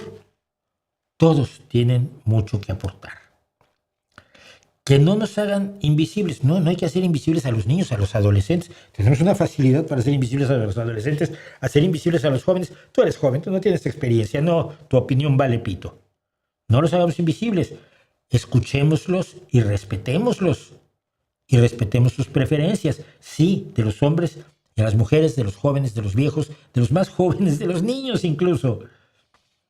Que empaticen con nuestros problemas y nuestras dificultades. Claro, a cualquier edad necesitamos empatizar con los problemas y dificultades que tienen los jóvenes, que tienen los estudiantes, que tienen los que empiezan a trabajar, que tienen los que trabajan en distintas cosas a distintas edades, hombres, mujeres y quimeras. Que se les tome en cuenta, que se les tenga en cuenta en sus decisiones. Sí, a todos. No haría yo una excepción con los mayores, porque él dice hacer otra cosa sería tirar piedras en el tejado propio. Sí, y pasa cuando no haces caso de los adolescentes, y pasa cuando no haces caso de los adolescentes, cuando los desprecias, cuando los haces menos, cuando no los asumes como humanos plenos. Pero no me digas que eso hay que hacérselos a los pobrecitos señores mayores que peinan canas y están arrugaditos. Porque ya, pobrecitos. No, algunos sí, por supuesto. Ay, yo tengo un pariente en el hospital y tiene problemas y se asusta y se angustia y ha sufrido estragos de la edad que otros no. Pero se le cuida por eso, no por la edad. Se le cuida por su indefensión. Infantilizar a alguien porque tiene el pelo blanco o porque está arrugado o porque camina un poquito más despacio, que no todos caminan un poquito más despacio, que tengo a Mick Jagger bailando por el escenario a los 80 y muchos. Es bobo. Es una generalización inaceptable y siento mucho decirlo como persona mayor, que ya soy. Estoy en desacuerdo con Serrat. Y hay que respetar todo, su capacidad deportiva, su capacidad intelectual, su capacidad creativa, su sexualidad. Uy, qué miedo a eso, ¿verdad? Los mayores no, los mayores ya no hacen de eso. ¿Qué hacen? Sus sueños, sus ilusiones, sus proyectos, porque hasta que no te mueres tienes todo el derecho a seguir teniendo proyectos. Yo tengo 800. Cuando empecé con lo de los ucranianos me decían, pero esto va a ser muy difícil. Pues mira, sí, fue difícil, pero lo hicimos. Y ahora tengo un segundo proyecto que es reunir esos testimonios con testimonios de la gente, de las organizaciones y instancias españolas como la Cruz Roja, y hacer un documental de 90 minutos. Tengo proyectos, tengo mucho que hacer todavía como para jubilarme o rendirme. Pero no. Ay, pobrecitos, háganos caso. Joan Manuel, que no, hombre, que no. Luego dirán que... ¿Cuál es tu opinión sobre el uso indebido de la fitofarmacología para justificar el carácter medicinal de la marihuana? Que es un uso indebido. Lo de la marihuana medicinal no está sustentado en estudios científicos, pero es la forma de poder usarla sin problema, ¿no? Mira, yo la primera vez, cuando estuve en Canadá hace 10 años ya, se casó mi hija mayor. Estaba yo en Vancouver y me cagaba yo la risa. Porque había billares, en concreto había un billar, en una calle por la que pasaba yo seguido, que era billar, muy bonito, y abajo. Médico en el billar, como cuando nos dábamos con el taco en el bachillerato, cuando éramos tan vagos que decíamos, ¿tú en qué billar hiciste la preparatoria? ¿No? Médico en el billar, ¿para qué? Entonces me metí a averiguar, así soy yo. El médico era para dar recetas de marihuana medicinal. Entonces había una fila de ciudadanos de Vancouver esperando su receta. Era la forma de obtener marihuana, y pues, estás fumando en la calle y llega la policía, óigame usted, tengo receta, estoy malito, es medicina. Sí, ya antes en el pasado también algunos decían que su medicina era el whisky, ¿no? O el tequila, o el brandy. A mí siempre me ha parecido una estupidez. Yo creo que debe despenalizarse toda droga. Creo que si quieres fumar, fuma, pero tiene consecuencias cognitivas, tiene consecuencias en tu desarrollo, tiene consecuencias en tu forma de ver el mundo y tiene consecuencias en la forma en que te vamos a ver algunos. Porque yo francamente traté con demasiada gente enmarihuanada como para que no quiera yo hacerlo demasiado. Sí puedo evitarlo. Es decir, me voy a ir hasta que se te pase. Pero nada más eso.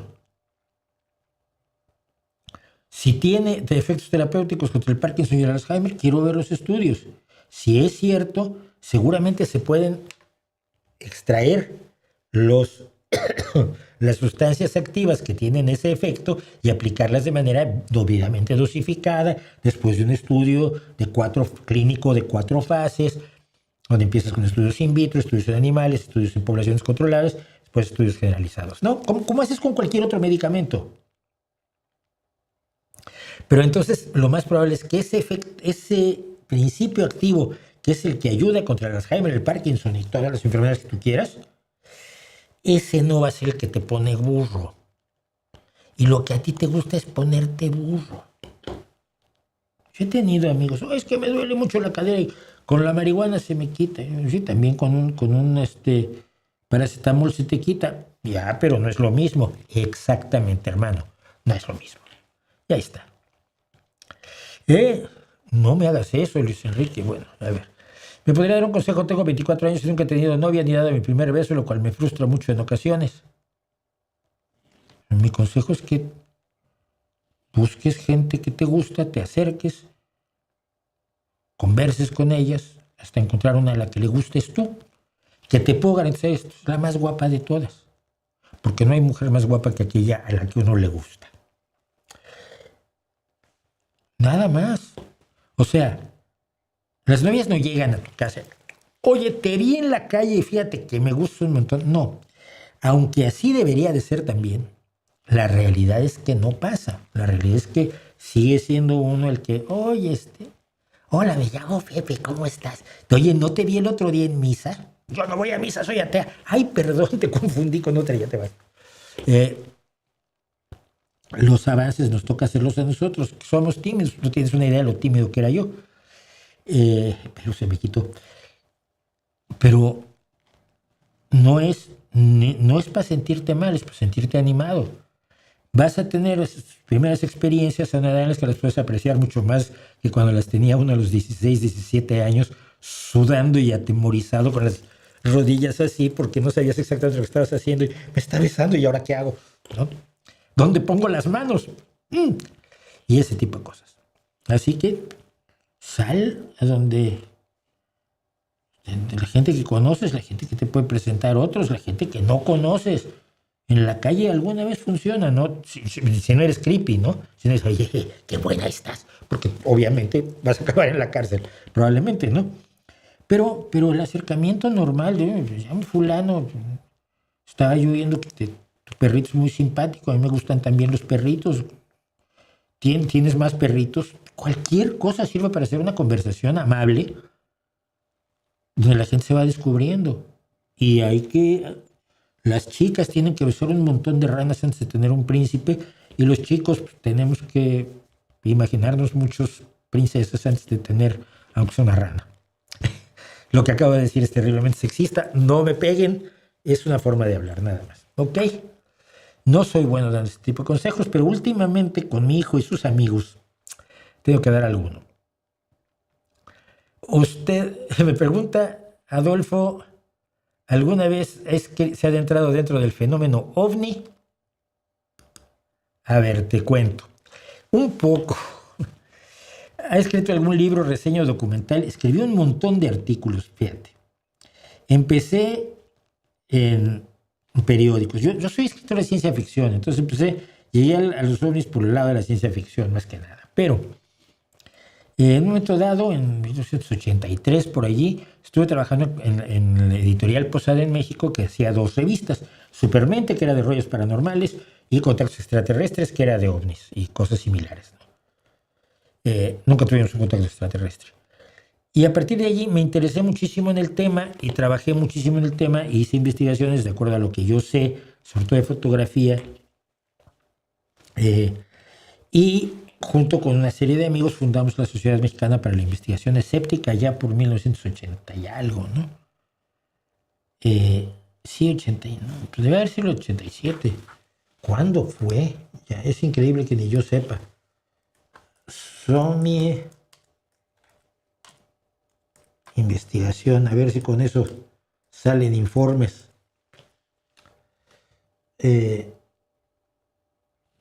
No, SOMIE no sale, no existimos. A ver, éramos muy poca cosa, pero no. Pues no sé. Hicimos la Sociedad Mexicana para la Investigación Escéptica y nos metimos en rollos de todo tipo, paranormales, omnilátricos, etcétera, etcétera, etcétera. Y escribí un montonal de artículos y he dado un montón de conferencias sobre el tema. Y aquí tienes varios videos míos. Si buscas ovnis, tienes un montón de videos míos sobre ovnis extraterrestres, cosas que pasan, como cuando Avi Loeb decidió que Oumuamua era una nave extraterrestre y cosas por el estilo. ¿Usted cree que películas como Alien de Ridley Scott hayan alimentado la histeria colectiva sobre extraterrestres y ovnis? Sí, y antes de eso la literatura y la televisión. Uno de los casos que voy a comentar mañana es el de los primeros abducidos, que fueron Betty y Barney Hill, y que los extraterrestres que años después describían eran idénticos a los que habían salido en una serie que se llama Outer Limits, que creo que en español era Un Paso al Más Allá, una serie de antología imitadora de La Dimensión Desconocida de Rod Serling, que eran 3, eran La Dimensión Desconocida, Un Paso al Más Allá y Rumbo a lo Desconocido. No me acuerdo cuál de las otras 2 era Outer Limits. Y allí en dos semanas seguidas salieron unos aliens que luego eran los que describía Betty Hill, ¿no? Evidentemente la cultura popular, la literatura, el cine, la televisión han influido en esto, sobre todo cuando ya los tratas de promover a lo bestia, como en los Expedientes X, ¿no?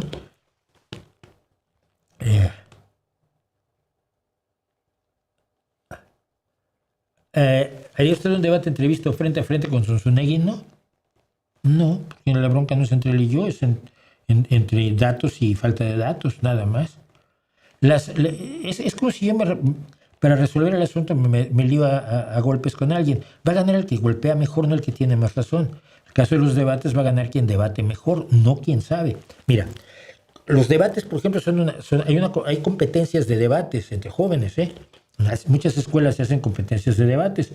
Y entonces a ti te dan un tema y te dicen, tú vas a tener que defender esto. Y no te dices, eso no de acuerdo, tienes que defenderlo para ganar el concurso de debate.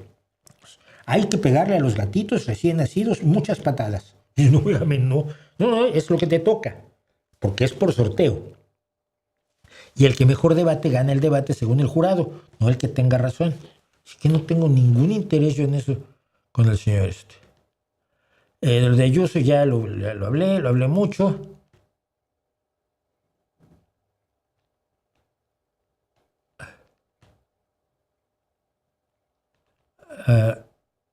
Si un pueblo no quiere ser parte de otro, no hay manera de anexarlos a la fuerza, ¿me equivoco? Sí, sí hay manera. Sí hay manera. América fue anexada a España sin que quisiera hacerlo, ¿no?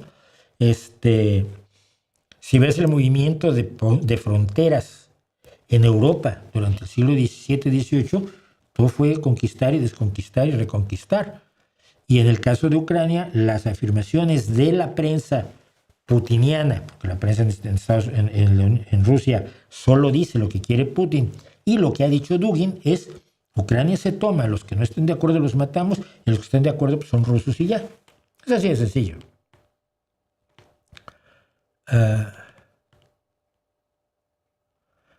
Mi sobrina me preguntó si de chico me gustaban los dinosaurios y le contesté que desde que me persiguieron algunos de niño les empecé a tener miedo. Se quedó así. Tener sobrinos es lo mejor. No le mientas a tus sobrinos. Está muy mal visto que le mientas a tus sobrinos.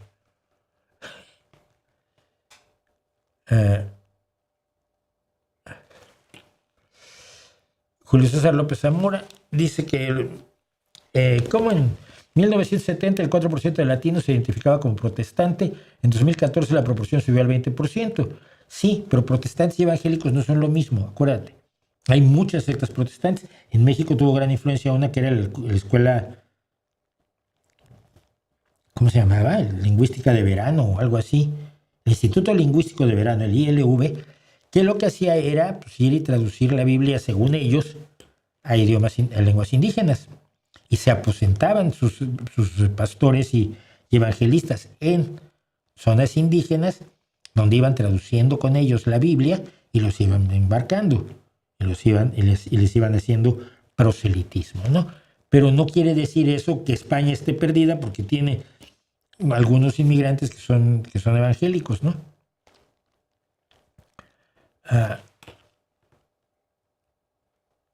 Bueno. En países como Chile y Argentina, los evangélicos ahora son menos en cantidad de lo que se creía en 2014.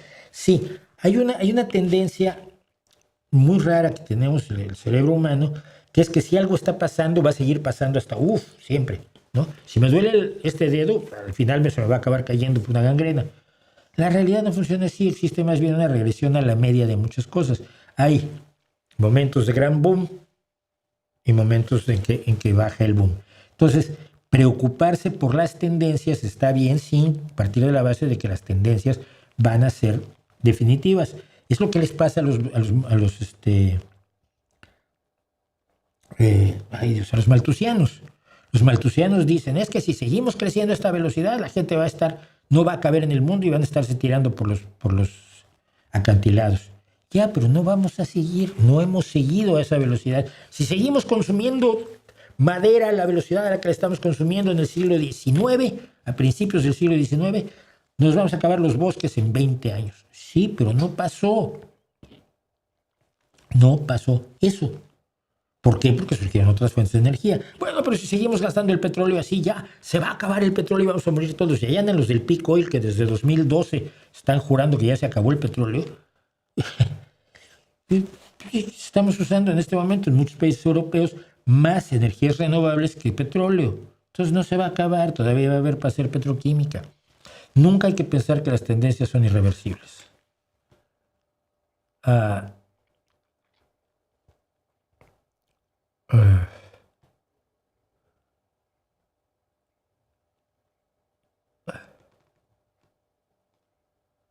hay cosas que no me niego a contestar. Vamos a hacer algo que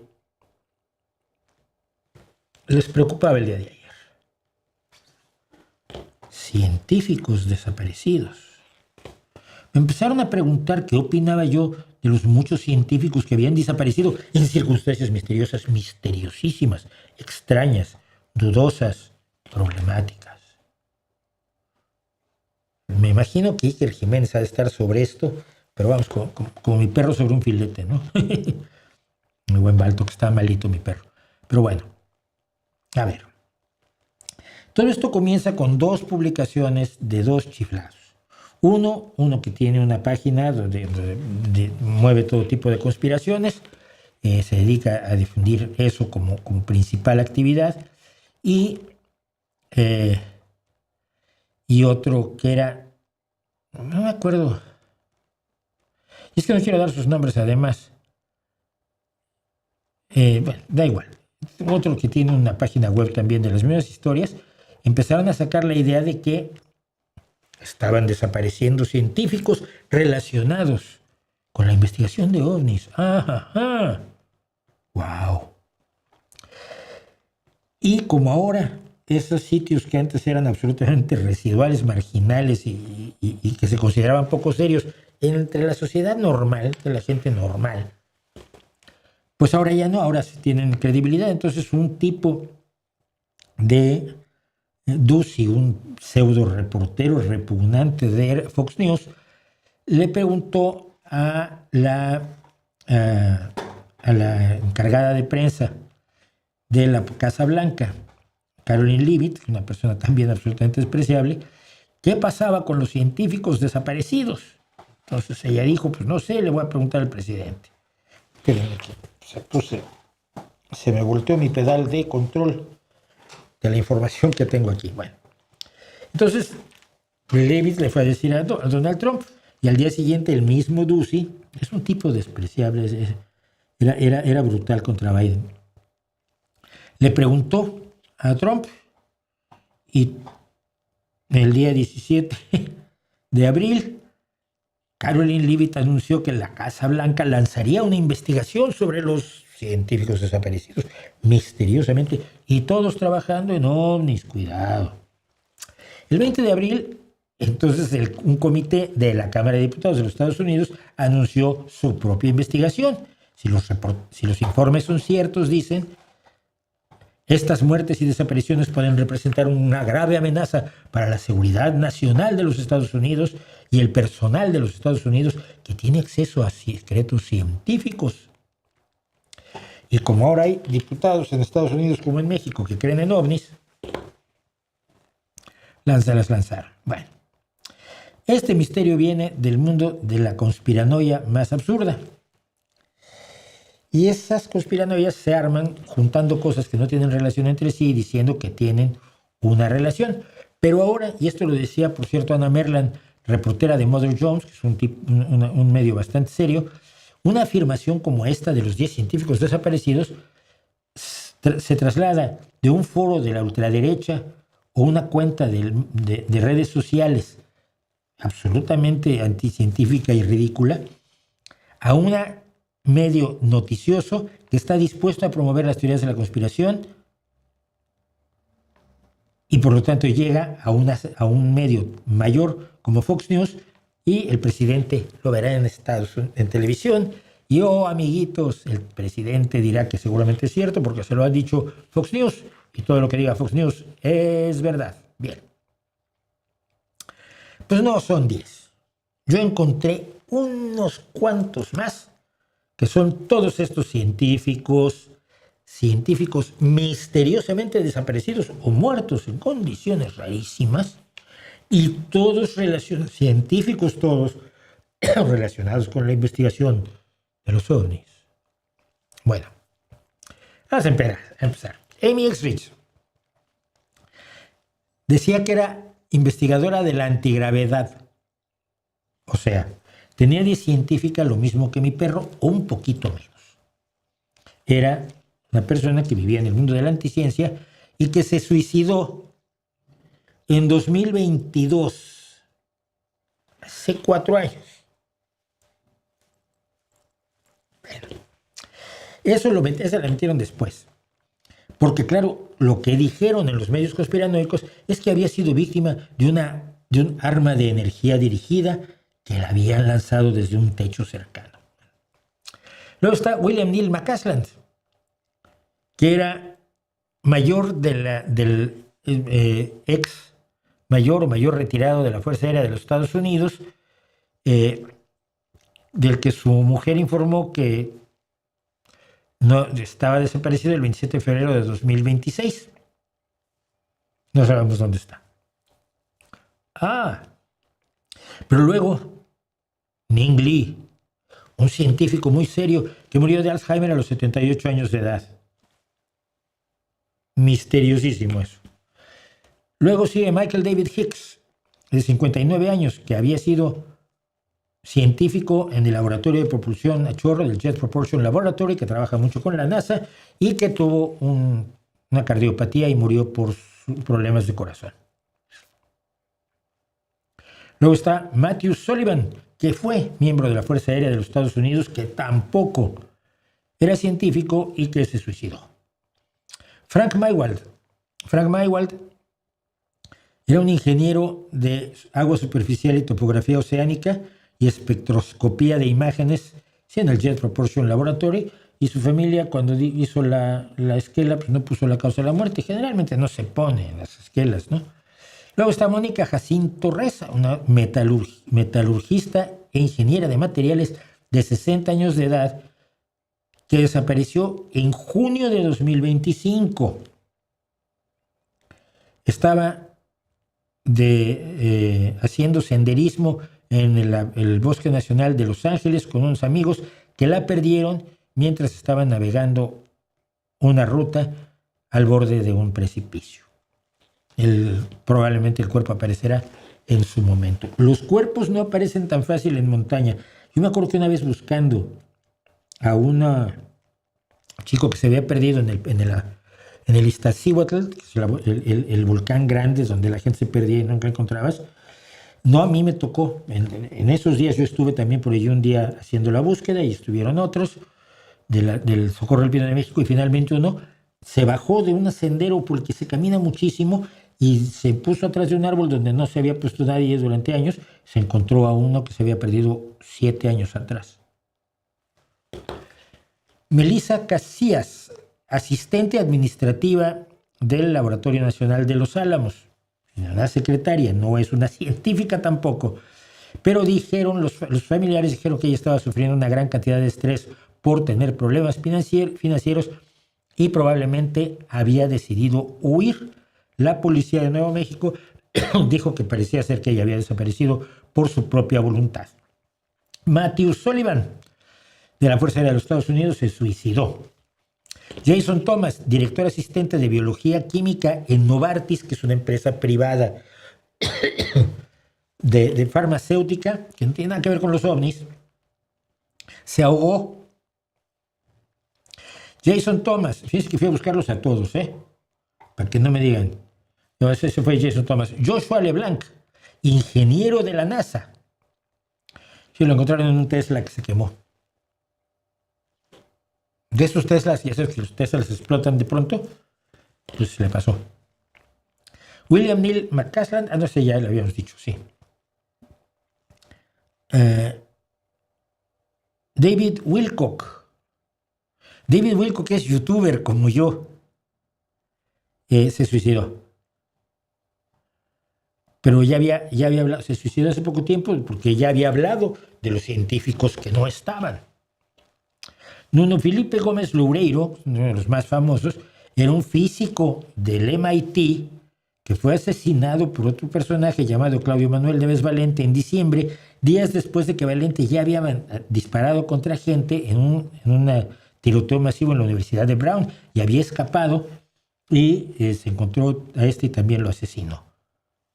Y finalmente Carl Grillmer, era astrónomo y astrofísico de exoplanetas de la Universidad de California a los 67 años, que fue asesinado cuando le trataron de robar el auto. El asesino, un californiano de 29 años, ya está detenido. Aquí no hay un misterio, por más, bueno, si estás en el mundo de los chifladitos, aquí habrá un misterio. A mí se me hace que, así porque en 2 años, desde el 2022 hasta acá, muera toda esta gente, de los cuales son científicos 3 o 4. Cuando eres un investigador de antigravedad, no eres científico. Really, en serio, te lo prometo, te lo juro. No hay duda alguna. Si eres youtuber, menos. Si eres asistente administrativo, pues tampoco. Cero misterio. ¿Que han muerto algunos científicos? Yo me imagino que se mueren científicos todos los años. Pero no hay un solo hilo conductor, y los hilos conductores los tejen los conspiranoicos porque de eso viven. Porque si no tuvieran eso, no podrían vivir y tendrían que hacer algo horroroso, que es el mismo problema que tienen los misteriólogos, los religiosos, los filósofos. Tendrían que encontrarse un trabajo honrado, y eso no les gusta. Resuelto el caso de los 10 científicos misteriosamente desaparecidos, es que me alucinan.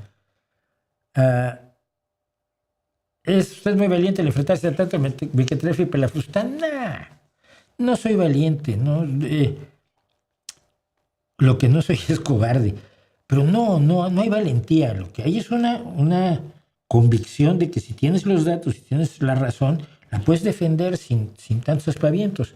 Y ese es el problema, que yo no tengo la capacidad de hacer clickbait, ¿no? De tirar un anzuelo y, va a pasar algo horrible. Luego que ya que llegues aquí, no va a pasar nada horrible, pero ya que te tengo te voy a contar una cosa. No. O sea, me parece deshonesto. Y no nos debemos acostumbrar a la deshonestidad, ni justificarla, ni aplaudirla.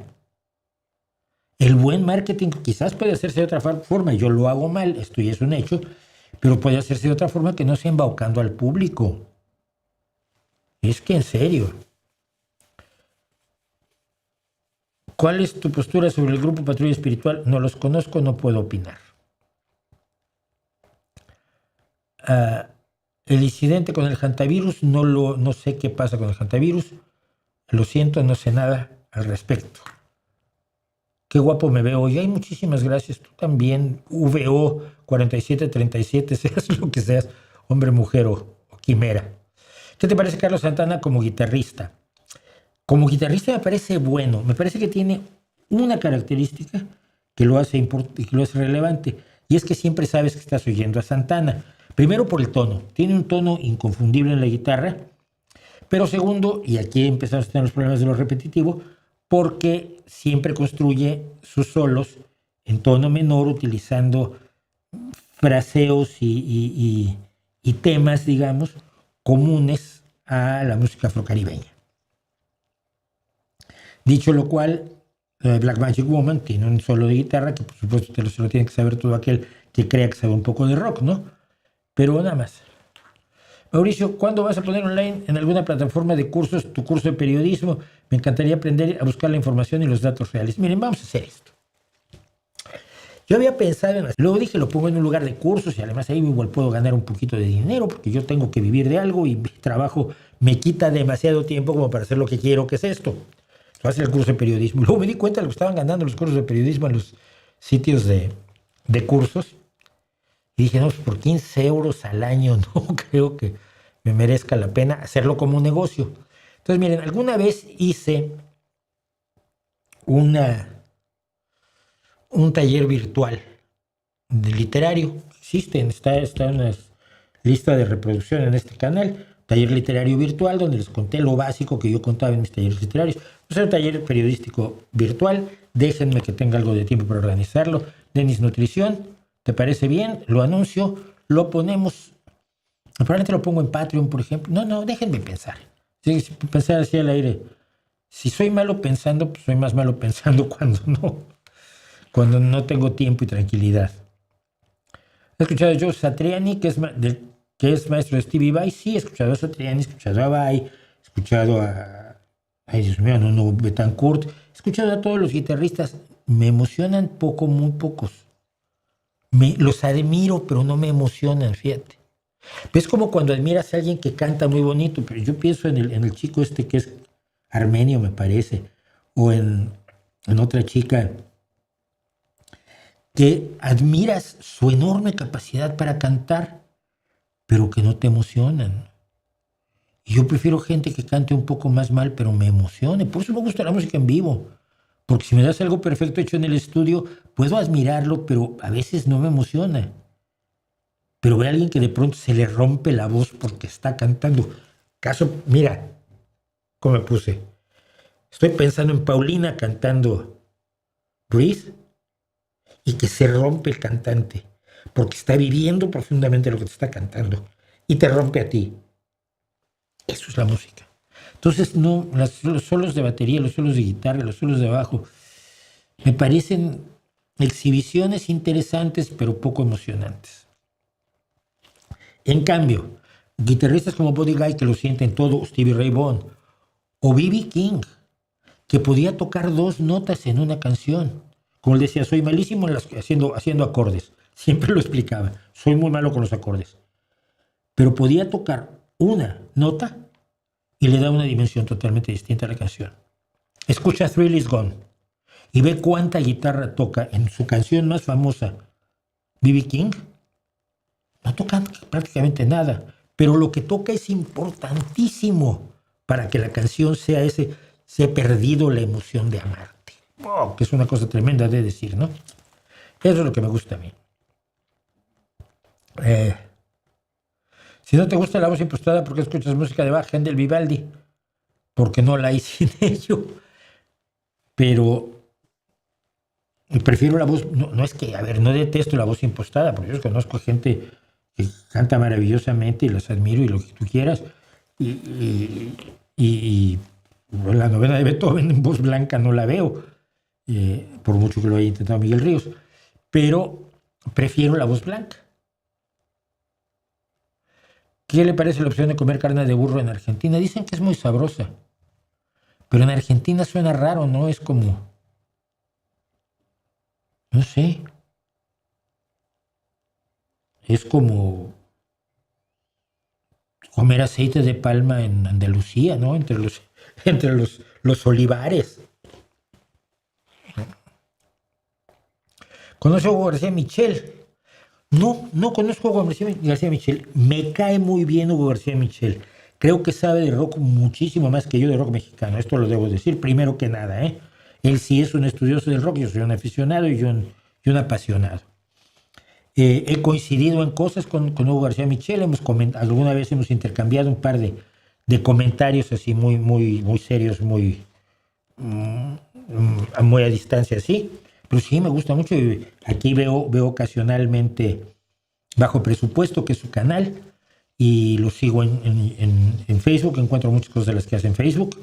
Me gusta mucho su trabajo, creo que sabe un montón. Y creo que sabe, no es de saber de rock, de estar informado, sino de tener un concepto sobre lo que debe ser el rock. Y cuando al rock mexicano, a buena parte del rock mexicano lo llamó el rockcito, yo dije, este es de los míos.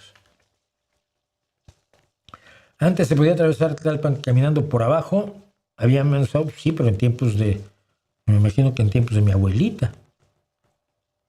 Se me antoja que uses pluma fuente cuando haces un manuscrito. Me gustaban las plumas fuentes, pero ya casi no escribo a mano, man. Y es una cosa horrible porque a veces trato de escribir a mano y ya como que mi letra es lamentable, que nunca fue tampoco de caligrafía de primer nivel, pero me daba a entender.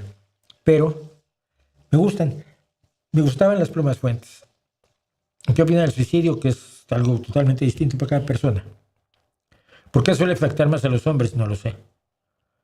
En México ha habido un incremento en estos últimos años, no lo sé, pero puede ser por razones muy distintas, ¿eh?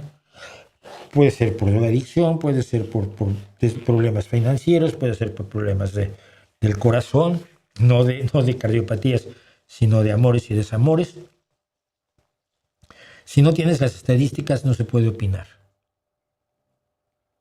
Hace unas décadas se podía obtener la ciudadanía española teniendo un bisabuelo español. No lo sé, pero hasta ahora teniendo un abuelo, sí. Sí la obtuve yo y así la acaban de pedir un primo mío. Ah, no, sí, su bisabuelo. Claro, porque lo han pedido dos de sus hijos, que son sobrinos míos y que para quienes, por lo tanto, mi abuelo Fernando es su bisabuelo. No es hace unas décadas, es hasta octubre del año pasado, me parece. Ah.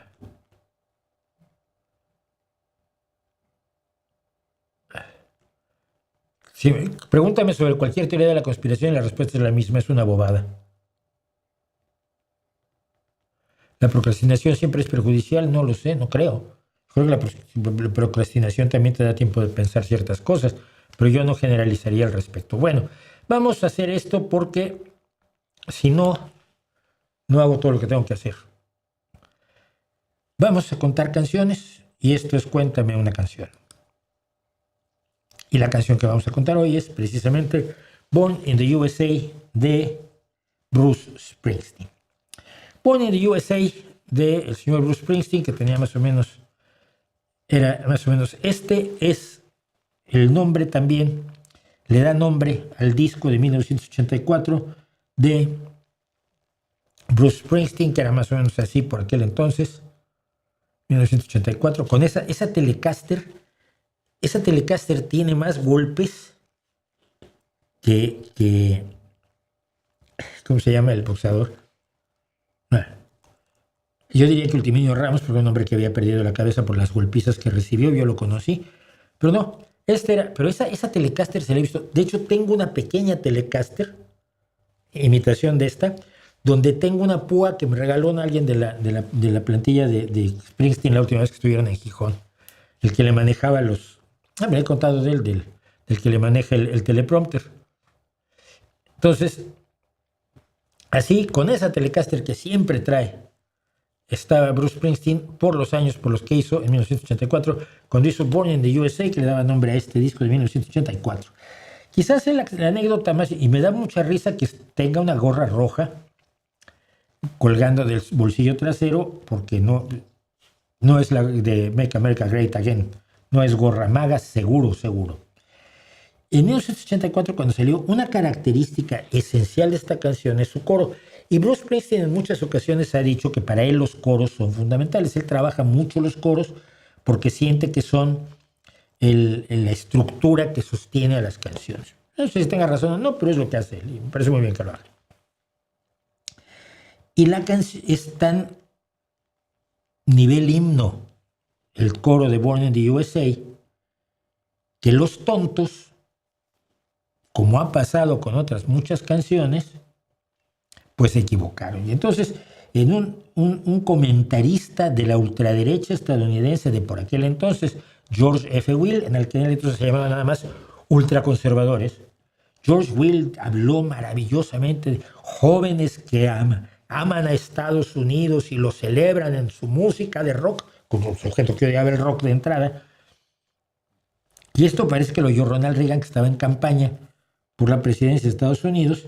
Entonces, en un discurso de campaña dijo que no, el maravilloso Bruce Springsteen, que ama a los Estados Unidos y les hace una canción orgulloso de haber nacido en los Estados Unidos. Y los que conocían la letra dijeron, ¿de qué está hablando este señor, que era actor de cine? Porque evidentemente había oído el coro, pero no había oído la letra. Entonces lo que vamos a hablar hoy es de la letra de Born in the USA, que comienza: nací en el pueblo de un hombre muerto. Para empezar, ahí está mala traducción. Nací en el pueblo de un hombre muerto, que es como se empezó a llamar a los anteriores poblados industriales de los Estados Unidos cuando empezaba el declive industrial, sobre todo de automovilístico, en los Estados Unidos. Pero también habían sido cosas como la crisis del petróleo en 1973, y el tejido industrial de Estados Unidos empezó a declinar, cosa que también pasó en el resto del mundo. Las acerías antes tenían a miles de trabajadores, y un día comentaba yo con un trabajador de Aceralia, de lo que era Aceralia, que hoy es ArcelorMittal, la gran acería que está aquí entre Gijón y Avilés. Y estaba yo allí fotografiando, por cierto, en la central de bomberos que habían dejado abandonada y que era muy bonita. Y me decía el trabajador de Aceralia, es que antes aquí éramos 5,000, tú sabes, hay que luchar porque vuelve eso. Decía yo, ni lo sueñes, no va a volver. Esa industria es la industria del pasado. Entonces, en 1984 ya eran pueblos de hombres muertos. Y dice, nací en el pueblo de un hombre muerto. La primera patada que recibí fue al tocar el suelo. Terminé como un perro al que han golpeado demasiado hasta que pasas media vida tratando de ocultarlo. Y esto es la vida del joven que nacía en estos pueblos industriales donde quizás había trabajado su abuelo y luego trabajó su padre y donde él ya no tiene trabajo. Aquí en Asturias ha pasado eso también, por cierto, con la minería. El bisabuelo de mi pareja fue minero, el abuelo de mi pareja fue minero, pero los jóvenes de la edad todavía los jóvenes como mi pareja fueron mineros, pero sus hijos ya no, porque ya no hay minería en la Asturias minera, ¿no? Nací en los Estados Unidos, yo nací en los Estados Unidos, yo nací en los Estados Unidos, nací en los Estados Unidos. Visto así, es un ataque, es una denuncia más que la expresión de un orgullo, por supuesto. Pero Ronald Reagan, me metí en un pequeño lío en mi pueblo, así que me pusieron un rifle en la mano y me mandaron a un país extranjero a matar al hombre amarillo. En 1984 ya había terminado la guerra de Vietnam, terminó en 1975. Pero Bruce Springsteen, que déjame confirmar su edad, Bruce Springsteen y yo estábamos muy conscientes cuando éramos jóvenes, cuando éramos adolescentes, de lo que era la guerra de Vietnam.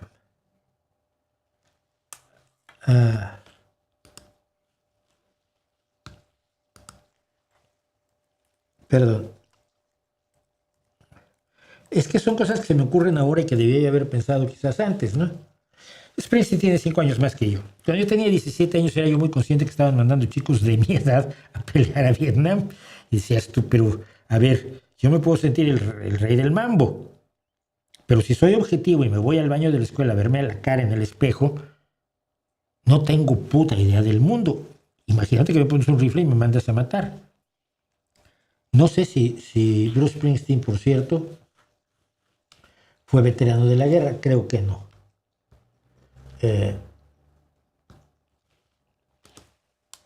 Pero si no fue veterano de la guerra,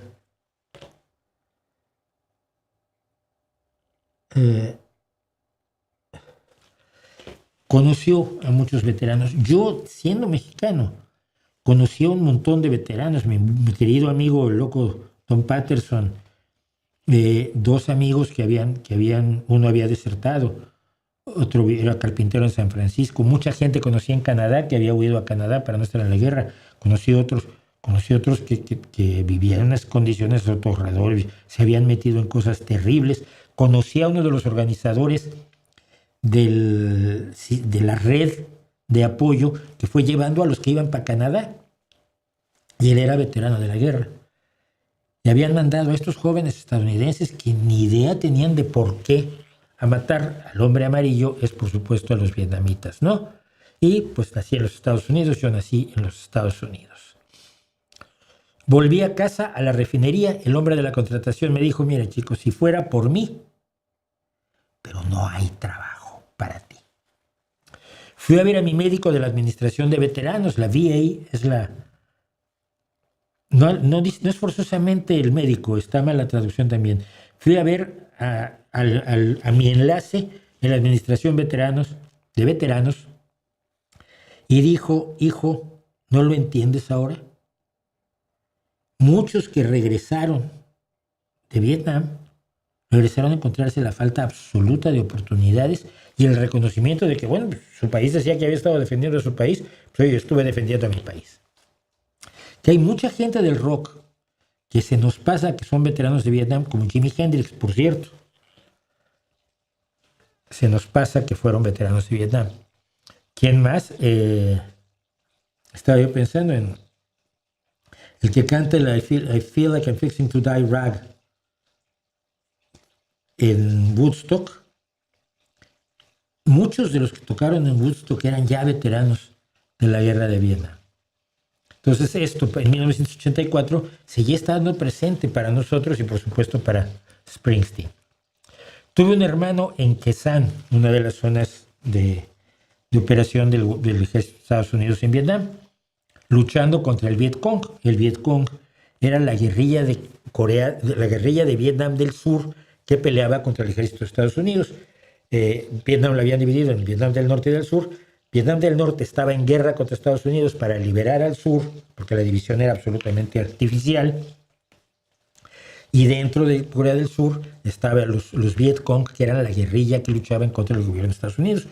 Como cuando llegabas a una aldea no sabías si eran gente del Viet Cong o no, muchas veces lo que se hacía era acabar con toda la aldea, y eso trajo casos como el de la aldea de My Lai, donde por lo menos una persona fue condenada por una masacre, donde matabas ancianitas y niños y hombres, pero a veces las ancianitas no sabías si podían tener una granada, te querían volar, o por lo menos ese era el nivel de paranoia que llevaban unos jóvenes, muy jóvenes, en una guerra a la que iban además drogados y con drogas que les daba el propio ejército o sus propios jefes en el ejército. Las conseguían. ¿Cómo lo puedes ver en películas como... ¿Cuál es? No me acuerdo ahora cuál es la gran película de Vietnam, por Dios, donde Marlon Brando sale diciendo The Horror. Ahora me lo van a decir y me van a regañar, ¿verdad? Tuve un hermano en Khe Sanh luchando contra el Viet Cong. Siguen allí, claro, finalmente ganó el Viet Cong. Él ya no está, se fue. Tenía una mujer a la que amaba en Saigón. Tengo una foto de él en sus brazos. Probablemente sea la última foto que tiene de aquellas mujeres con las que se enrollaron los soldados estadounidenses y que luego fueron horriblemente rechazadas cuando Estados Unidos perdió la guerra, huyó de Saigón, y los que habían sido colaboracionistas y habían sido amantes o esposas incluso de soldados estadounidenses sufrieron enormemente, y sus hijos, que eran mestizos, también. Y esta es una historia que no se cuenta lo suficiente. Abajo, a la sombra de la penitenciaría, en la sombra de la penitenciaría, junto a los fuegos de gas de la refinería, los quemadores de gas de la refinería, llevo 10 años quemándome camino abajo. No tengo a dónde correr y no tengo a dónde ir. 1984 son 9 años después del fin de la guerra de Vietnam. Y por supuesto, yo nací en los Estados Unidos, soy un padre ya olvidado, perdón por eso está mal escrito, soy un padre ya olvidado en los Estados Unidos. Bueno, ahora soy un padre genial y rockero en los Estados Unidos, jóvenes que habían regresado a los 20 años en el 75 y que para el 84 ya tenían 30. Es una gran canción en contra de la guerra de Vietnam, en contra de la guerra en general, porque ya no es solo... Las canciones contra la guerra de Vietnam se cantaban durante la guerra de Vietnam, no como el The Country Joe and the Fish. Country Joe es el que canta la canción I Feel Like I'm Fixing to Die Rag, la gran canción contra Vietnam de Woodstock, y él siendo veterano. Pero las canciones contra Vietnam se cantaban durante la guerra de Vietnam, sobre todo es lo que da origen a gran parte del rock psicodélico de los años de 70 al 75. Pero es una canción contra la guerra. Todas las guerras son más o menos así. Ahora hay estadounidenses matando iraníes y no saben por qué. Que no me cuenten el cuento de que quieren liberar a las mujeres iraníes. Ojalá, pero no es eso. No es eso. Como tampoco Trump quiso liberar a los pobres venezolanos de la dictadura de Chávez y Maduro. La continuó con Delcy, pero ahora Delcy va a hacer lo que quiera Trump. Mientras siga en el poder, Trump la sostendrá y los venezolanos, pues, a joderse otro rato, pero sí, eso sí, a venir a apoyar a Vox. En fin, hemos contado una canción más. Dice Frank, Trump tiene la técnica de negociación de un pandillero extorsionando, sí, absolutamente a la mafia. Señor Mauricio, con el problema que Morena tiene con el crimen organizado, ¿considera que la gente ya puede abrir los ojos? Estoy exagerando. Yo creo que estás exagerando. Ojalá, pero...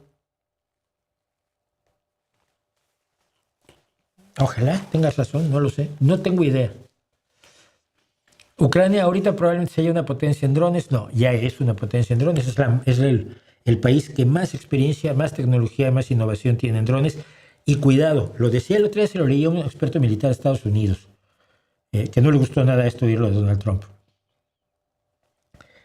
Como no están trabajando, no están empresas preparando, diseñando los drones para luego producirlos en línea y luego ver cómo funcionan y luego ver qué cambios hay que hacer en el diseño, sino que todos los días están recibiendo noticias, indicaciones del frente y alterando los diseños en la línea de montaje o en los propios impresoras en 3D que tienen por multitud de casas en Ucrania.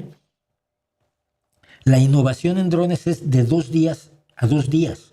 No es meses después, no es semanas después, es días tras días. Los drones rusos están haciendo esto, ahora lo acabamos de ver. Vale, ¿qué hacemos para desactivarlo? Y lo aplicamos en la línea de montaje ahora mismo.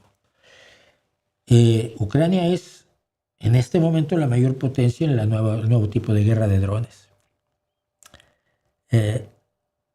¿Ucrania planea un desfile de drones para el 9 de mayo en Moscú? No, te voy a decir que no. Ucrania ha sido muy cuidadosa en no tocar blancos civiles, sino solo tocar blancos militares. Y no hacer asesinatos dirigidos. Matar a Shoigu, por ejemplo, cuando era ministro de Defensa, pues era una cosa que te podías plantear, pero que no se hizo. Porque Ucrania tiene que mantener su imagen.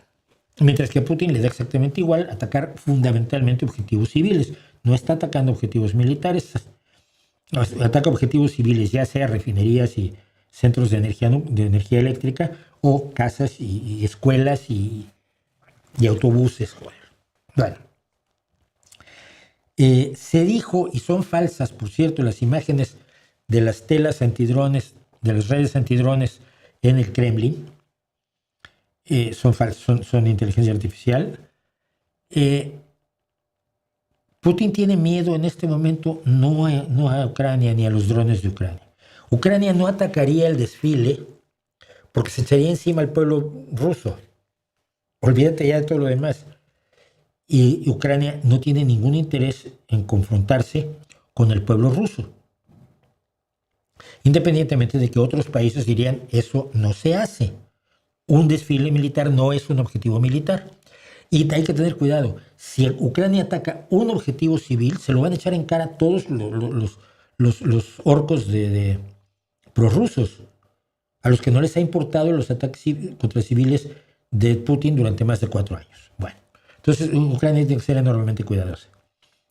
Lo que ha salido de la inteligencia europea es que Putin está acobardajonado porque teme que, como la guerra no va bien y la economía tampoco, le den un golpe de Estado. Uno de los que se lo podría dar es Shoigu, precisamente el ex ministro de Defensa.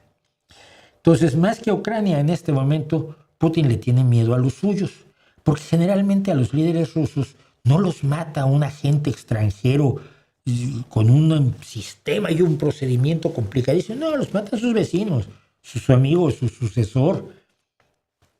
Piensa cómo. Y yo lo cuento, perdón, tengo un pellejo raro en el labio y lo tengo que arrancar y dice que es de muy mal gusto y me disculpan. Lavrenti Beria, el más brutal jefe de la KGB, fue el responsable de asesinar a Yeshov, el anterior jefe de la KGB, que a su vez había sido el que asesinó a Yagoda, el anterior jefe de la KGB, que había asesinado al anterior. Y es así como esas fotografías de Stalin, donde cada vez hay menos gente hasta que está él solo, como Podemos con Pablo Iglesias, ¿no? Entonces, y lo que teme es un golpe de Estado. Y si teme un golpe de Estado es porque tiene informes de que la gente a su alrededor está un poco hasta el gorro de una guerra que no va a ningún lado y de una economía que está en condiciones bastante malas Y la economía es todo. Yo recuerdo, y eso es importantísimo, y lo sabemos, por eso España tiene por eso el trabajo del Partido Socialista en España ha sido tan importante, porque no lo puedes discutir. Lo tratan no, no es cierto, no es que es cierto, es que lo reconoce todo el mundo, estos son los números reales. Dicen que Clinton tenía un letrero en su escritorio, en el despacho Oval, que decía: es la economía, estúpido. Todo lo demás es todo lo que tú quieras. Lo que está destruyendo a Donald Trump ahora no son los inmigrantes. Y eso la gente consciente ha luchado en contra de las expulsiones con inmigrantes. Las expulsiones siguen y a nadie ya pasaron de moda. ICE sigue deteniendo gente y metiéndola en campos de concentración, pero ya no es noticia. Pero los precios de la gasolina, los precios de los comestibles son lo que tiene Trump en un 63% de desaprobación de su mandato. No la guerra, no que se hace una guerra, ¿qué le importa? Los estadounidenses están acostumbrados a las guerras. Que hizo tal cosa, que es muy mala persona, que escupió a sus aliados. Está bien, los aliados son mala gente. Voy a la compra, tengo que pagar 10% más, tengo un problema. Es la economía.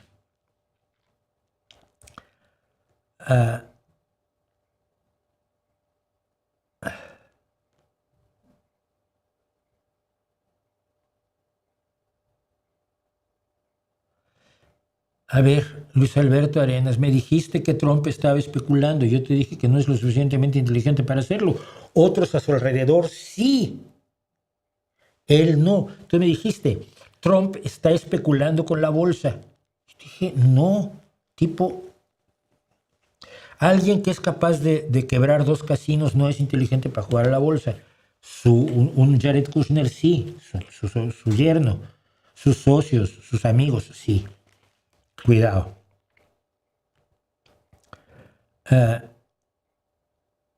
Vamos a invitar, sí, la conferencia de mañana la vamos a grabar, del viernes la vamos a grabar.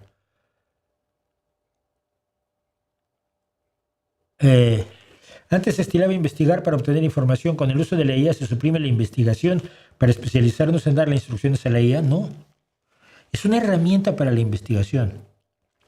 Voy a poner un caso. Pues la estoy usando. Yo soy inteligencia artificial, como todo el mundo. ¿Cuándo fue la primera vez que se informó de un objeto volador no identificado que no fuera un disco, que no tuviera forma de disco? Encontrar eso en la hemeroteca a mí me puede tomar años. Si la IA lo tiene en su entrenamiento, lo va a sacar. Me lo saca. Ahora puedo ir a investigarlo. Tengo el nombre de la persona que hizo el primer informe. Y lo cotejo. Porque la inteligencia artificial miente, engaña y alucina. Y si no sabes que la inteligencia, los chatbots sobre todo, alucinan mucho, te vas a llevar unas sorpresas horrorosas. Me da el hilo para sacar madeja. Otra que hice hoy todavía. ¿Cuál fue la primera fotografía de un platillo volante? Una que tomó fulano de tal. Con ese fulano de tal pude ir a buscar el periódico en el que se publicó 3 días después del avistamiento de Kenneth Arnold, un guardia costero que tomó una foto que él aseguraba que era un platillo volador. Podría haber sido lo que tú quieras. Entonces, ¿qué es lo que tienes? Tienes una herramienta que digiere una enorme cantidad de datos y si le sabes preguntar, va a seleccionar de esos datos y te los va a dar. No le creas, pero puede ayudarte. ¿Sí? Te pongo otro ejemplo. Yo traduzco manuales técnicos. Estoy traduciendo en este momento un manual de un aparato médico, cuya interfaz humano-máquina dice en un momento dado una frase que puede traducirse en español de 2 o 3 maneras. Entonces yo le pregunto, ¿cómo se dice en español esta frase según el uso que le da la empresa fulana de tal? Y pongo a la empresa. Y entonces no va a buscar en todos sus manuales técnicos, sino solo en las páginas web. No va a buscar, va a acudir a la base de datos que ya tiene, porque ya fue entrenada, Va a buscar los manuales, los artículos de periódico especializado, etcétera, etcétera, que se refieren a esa empresa, y me dice, esa empresa se usa así, o en esa empresa no se usa, pero en el ramo de esos aparatos médicos se usa así. Entonces eso me da un pie para tener una aproximación terminológica mucho más eficaz para mi cliente. No me traduce el texto. Y cada vez que quieres que la inteligencia artificial te traduzca el texto, te vas a morir de la risa. Counter es contador y Counter es mostrador. Y en este software, restaurar mostradores me lo ha puesto 100 veces la máquina. Obviamente no le hago caso. Obviamente restaurar contadores. Es una herramienta nada más como un diccionario. Nada peor que un diccionario. Nada peor que el glosario que te da el cliente. Nada especial. Pero con la claridad de que no es inteligente, no tiene inteligencia, no es consciente absolutamente de nada. Ya salió la mentira de que Dawkins dijo que era consciente Claude. No, yo leí el artículo de Dawkins. Dawkins no dice que Claude sea consciente. Plantea algunas preguntas interesantes, no muy científicas, o sea, no muy abordables científicamente, pero uno plantea unas reflexiones importantes. Dawkins, pero jamás dijo que Claude fuera consciente. Tiene muy claro que está trabajando con una inteligencia, con un modelo de lenguaje amplio que no es consciente, pero que está diseñado para parecerlo. Que es algo de lo que he estado hablando yo. Bueno.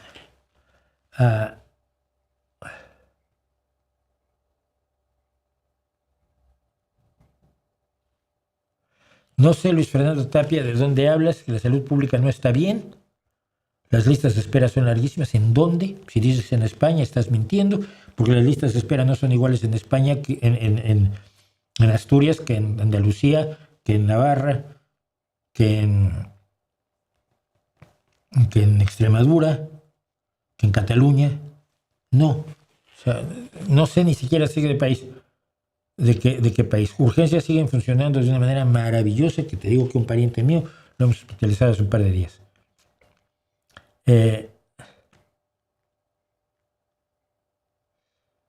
¿Cómo crees que sería el mundo si existiera lo sobrenatural? Si seres como Thor o Superman fueran reales, ¿nos adaptaríamos? Pues que si lo sobrenatural fuera real, pues yo tendría poderes mágicos. Todos tendríamos poderes mágicos.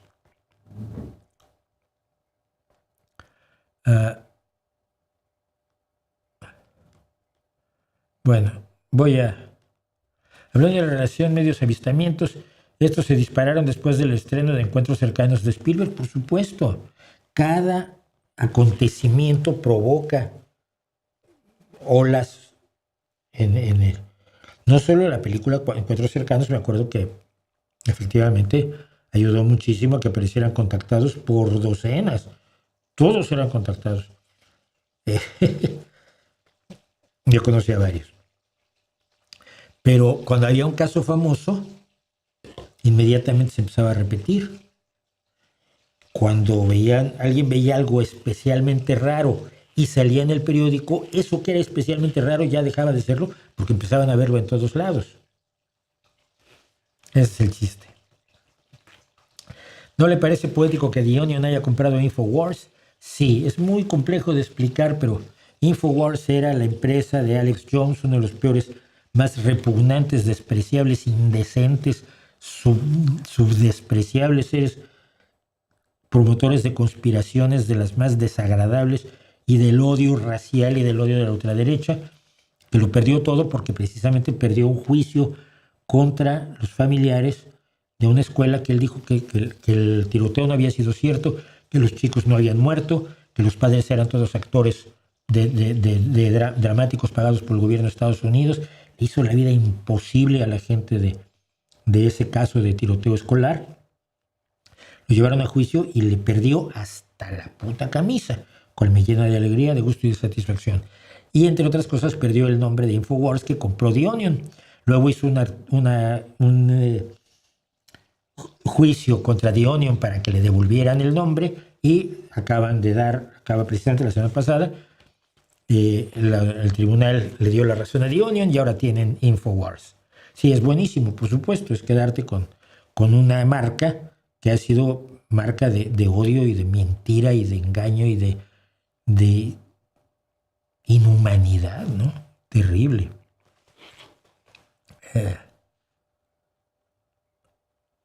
Todas las teorías conspirativas son patrimonio exclusivo de la derecha o la izquierda. Tienen también las suyas. Hay ejemplos. Tienes que leer este libro, mira, búscalo. Creo que ya no vas a encontrar muchos ejemplares en papel, pero en Amazon está La izquierda Feng Shui. Ahí cuento algunas de las teorías conspiranoicas de la izquierda, por supuesto. Bueno. Sergio Zurita hace cursos por Zoom. Por Zoom. Invitar a Carlos Liria, profesor de filosofía. ¿Por qué quieren? A ver, yo no entiendo esta lógica. Para zanjar el problema, que no creo que se zanje con eso, es como firmar en Oxfam para terminar con el hambre en África. No, tu firma no termina con el hambre en África. No te hagas ilusiones. Quieren tus datos para mandarte publicidad, para pagarse sus sueldos. Sí ayudan, por supuesto, no digo que no. Pero al firmar no acabas con el hambre en África ni paras la guerra en Palestina. ¿Okay? Bueno. Dicho eso, no creo que se zanje el problema de la filosofía inventando un profesor de filosofía. Pero yo lo que nunca he visto es que la gente que ve mis segmentos sobre filosofía, que no son tantos como quieren algunos, vayan a la Facultad de Filosofía y les dicen, inviten a Mauricio, o vayas tú con Carlos Liria, whomever que sea. Ay, pero ¿no has llevado a Mauricio a hablar en la facultad? No. ¿Yo por qué? ¿Por qué les voy a dar publicidad? Si afirmo que lo que hacen es una pérdida de tiempo y algo que debería desaparecer por lo menos su respetabilidad. ¿Y le voy a dar la respetabilidad de venir? ¿La poca respetabilidad que da mi canal? No. ¿Por qué opina que Morena se va a quedar unos 20 años? Porque no veo una oposición. Yo sé que no es bonito que lo diga, espero equivocarme.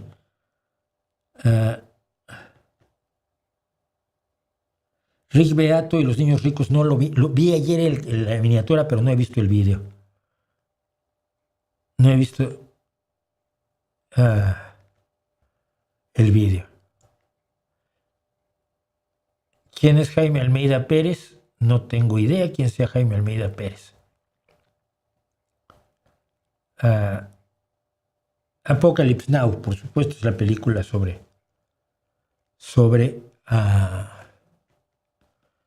Vietnam, por supuesto. No Platoon.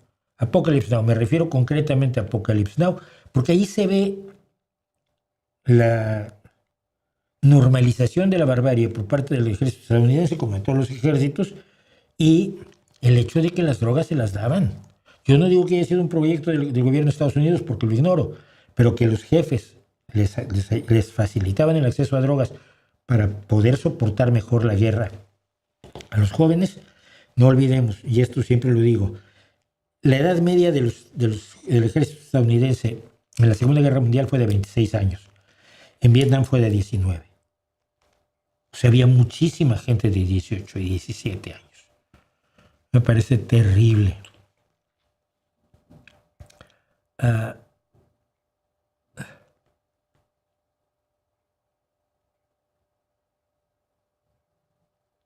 Bueno, ¿cómo mejorarías el sistema educativo en México? Mejores profesores, mejores programas, como siempre, no hay nada más. Pero bueno, llegamos a uno de los lugares. Ya no llegué a lo que quería contarles esto. Bueno, dos cosas. Alguien me pidió que hablara sobre Juventudes Socialistas, y aparte de hablar sobre Juventudes Socialistas, se me ocurrió, voy a hacer una entrevista al presidente, que acaban de elegirlo además, al secretario general de las Juventudes Socialistas de Gijón, Pablo Blanco, que lo acaban de elegir hace 4 o 5 meses.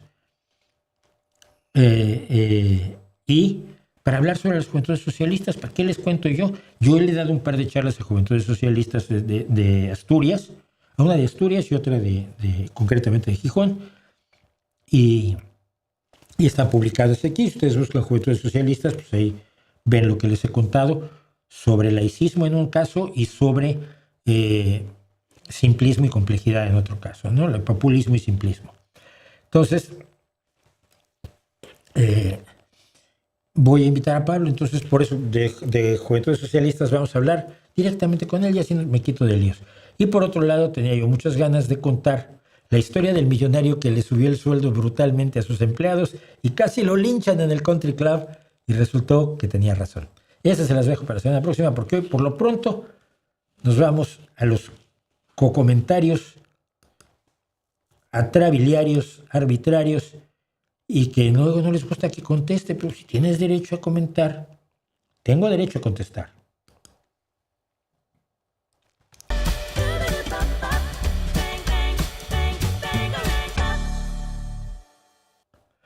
Bueno, los comentarios arbitrarios, vamos rápidamente porque hay un montón hoy y vamos, igual no llegamos a tiempo, pero dice, además tengo que avanzar esto, espérenme que los comentarios también los tengo yo aquí, donde ustedes no ven, y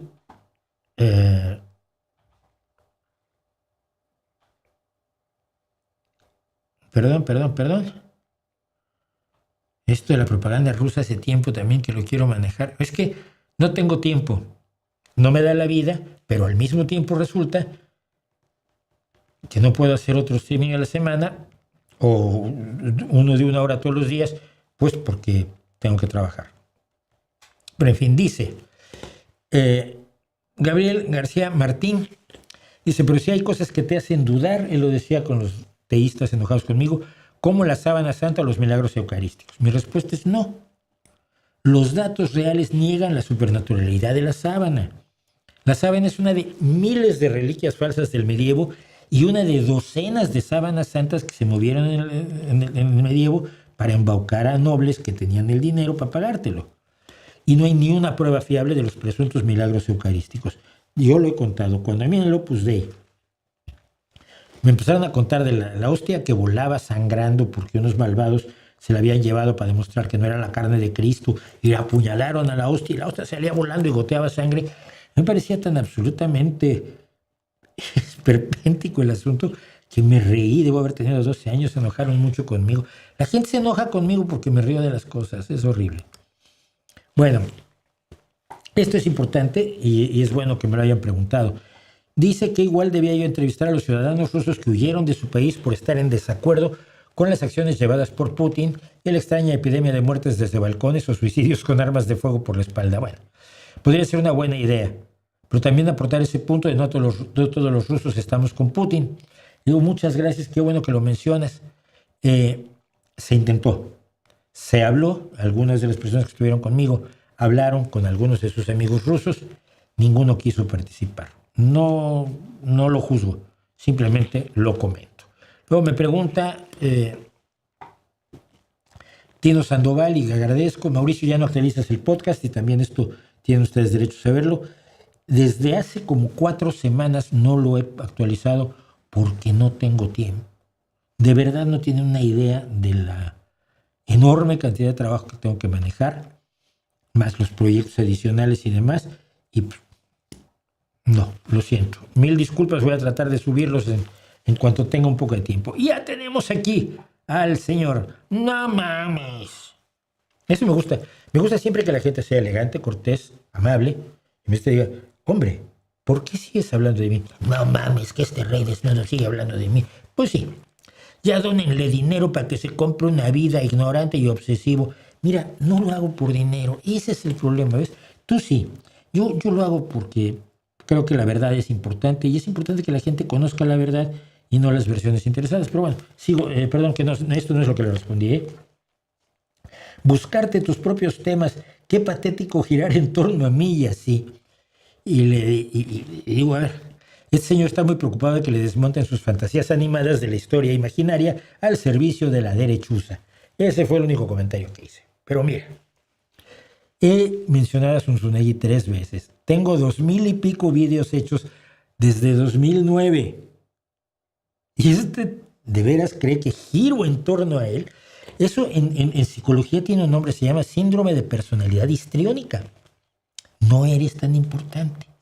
Pero como la derecha te usa como herramienta para convencer a la gente de posiciones conservadoras que denigran lo poco de progresista que ha tenido México a lo largo de su historia independiente, y la derecha te utiliza para exaltar a los conquistadores, olvidando las atrocidades que efectivamente cometieron y los motivos de una independencia razonable, yo estoy aquí para dar datos, no porque seas tú.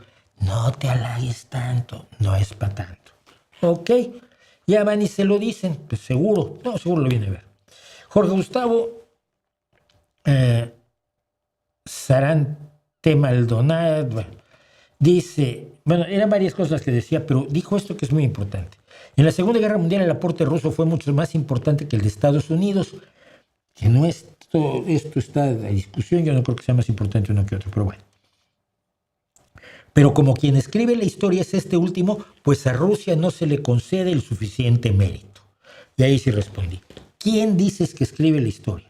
¿Sabes, por ejemplo, que en Rusia, en sus libros de historia, se minimiza el Lend-Lease, todo el apoyo que Reino Unido y Estados Unidos le dio para aguantar la invasión alemana a Rusia?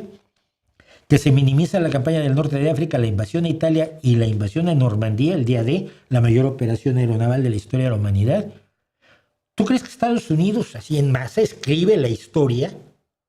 Porque has visto películas de Hollywood, no porque leas libros de historia estadounidenses, que siendo sesgados, lo son mucho menos que los rusos. Los rusos presentan la invasión a Polonia de Stalin, la invasión a Polonia que pactó con Hitler y que se repartió en el pacto Molotov-Ribbentrop, se partieron Polonia. En Rusia te lo enseñan en la escuela como una liberación de Polonia, lo mismo que tratan de hacer hoy en Ucrania.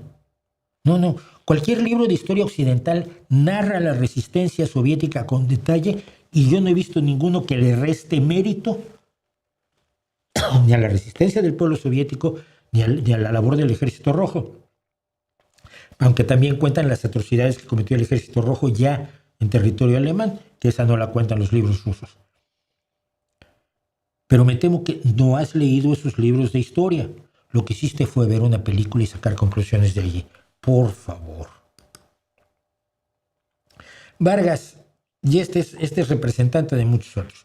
¿Por qué seguir tratando a los personajes históricos como buenos y malos sin entender que como nosotros somos personajes complejos y hacer un juicio con estándares actuales solo lleva a reforzar la idea de que tal o cual es héroe o villano?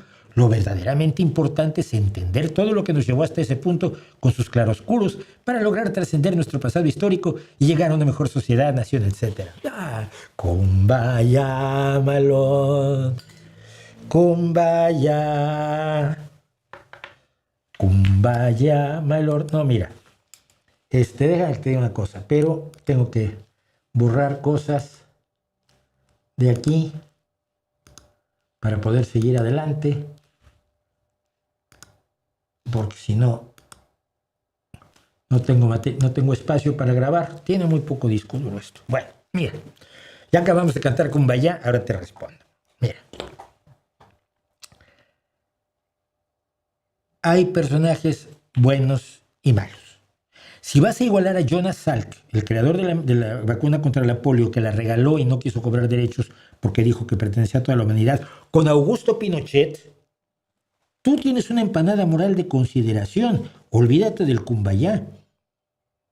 En realidad yo te agradecería que no me acercaras mucho. Te voy a decir qué es lo que pasa.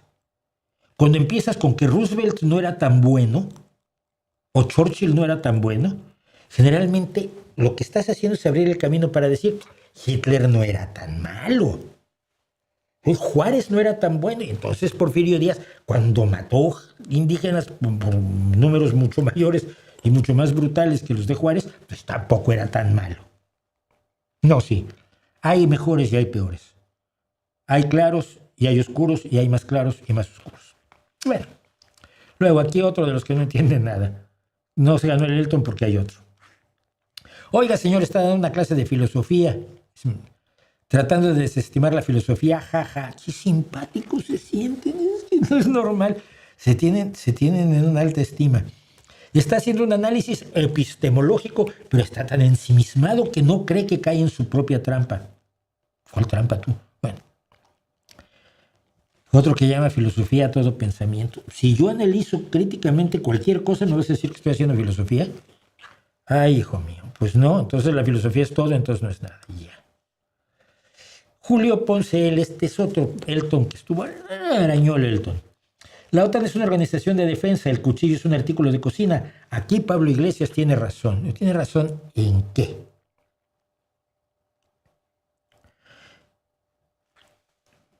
Voy a hacer un antecedente. La OTAN nunca ha hecho labores que no sean de defensa, salvo en Yugoslavia, donde salvó muchísimas vidas y detuvo una masacre nazi. Y los aplaudo. La OTAN nunca ha sido un elemento de agresión. Tú me dices, el cuchillo es un artículo de cocina. Sí, pero hay millones de personas o miles de personas que han sido asesinadas con cuchillos de cocina y la OTAN no ha sido un agresor en ninguna guerra. Entonces la comparación es traidora, falsa e improcedente. Ahora, Pablo Iglesias tiene razón ¿de qué? De votar contra la condena a Rusia por sus incesantes ataques a civiles ucranianos, porque la semana pasada en la Organización de las Naciones Unidas se propuso una resolución para condenar los ataques a civiles por parte de Rusia y hasta el PP votó a favor. Algunos de la izquierda menesterosa, pero no tanto, se abstuvieron, como los diputados de Sumar y de Izquierda Unida, pero Podemos votó en contra. No, perdón, fue en las Naciones Unidas, fue en el Europarlamento.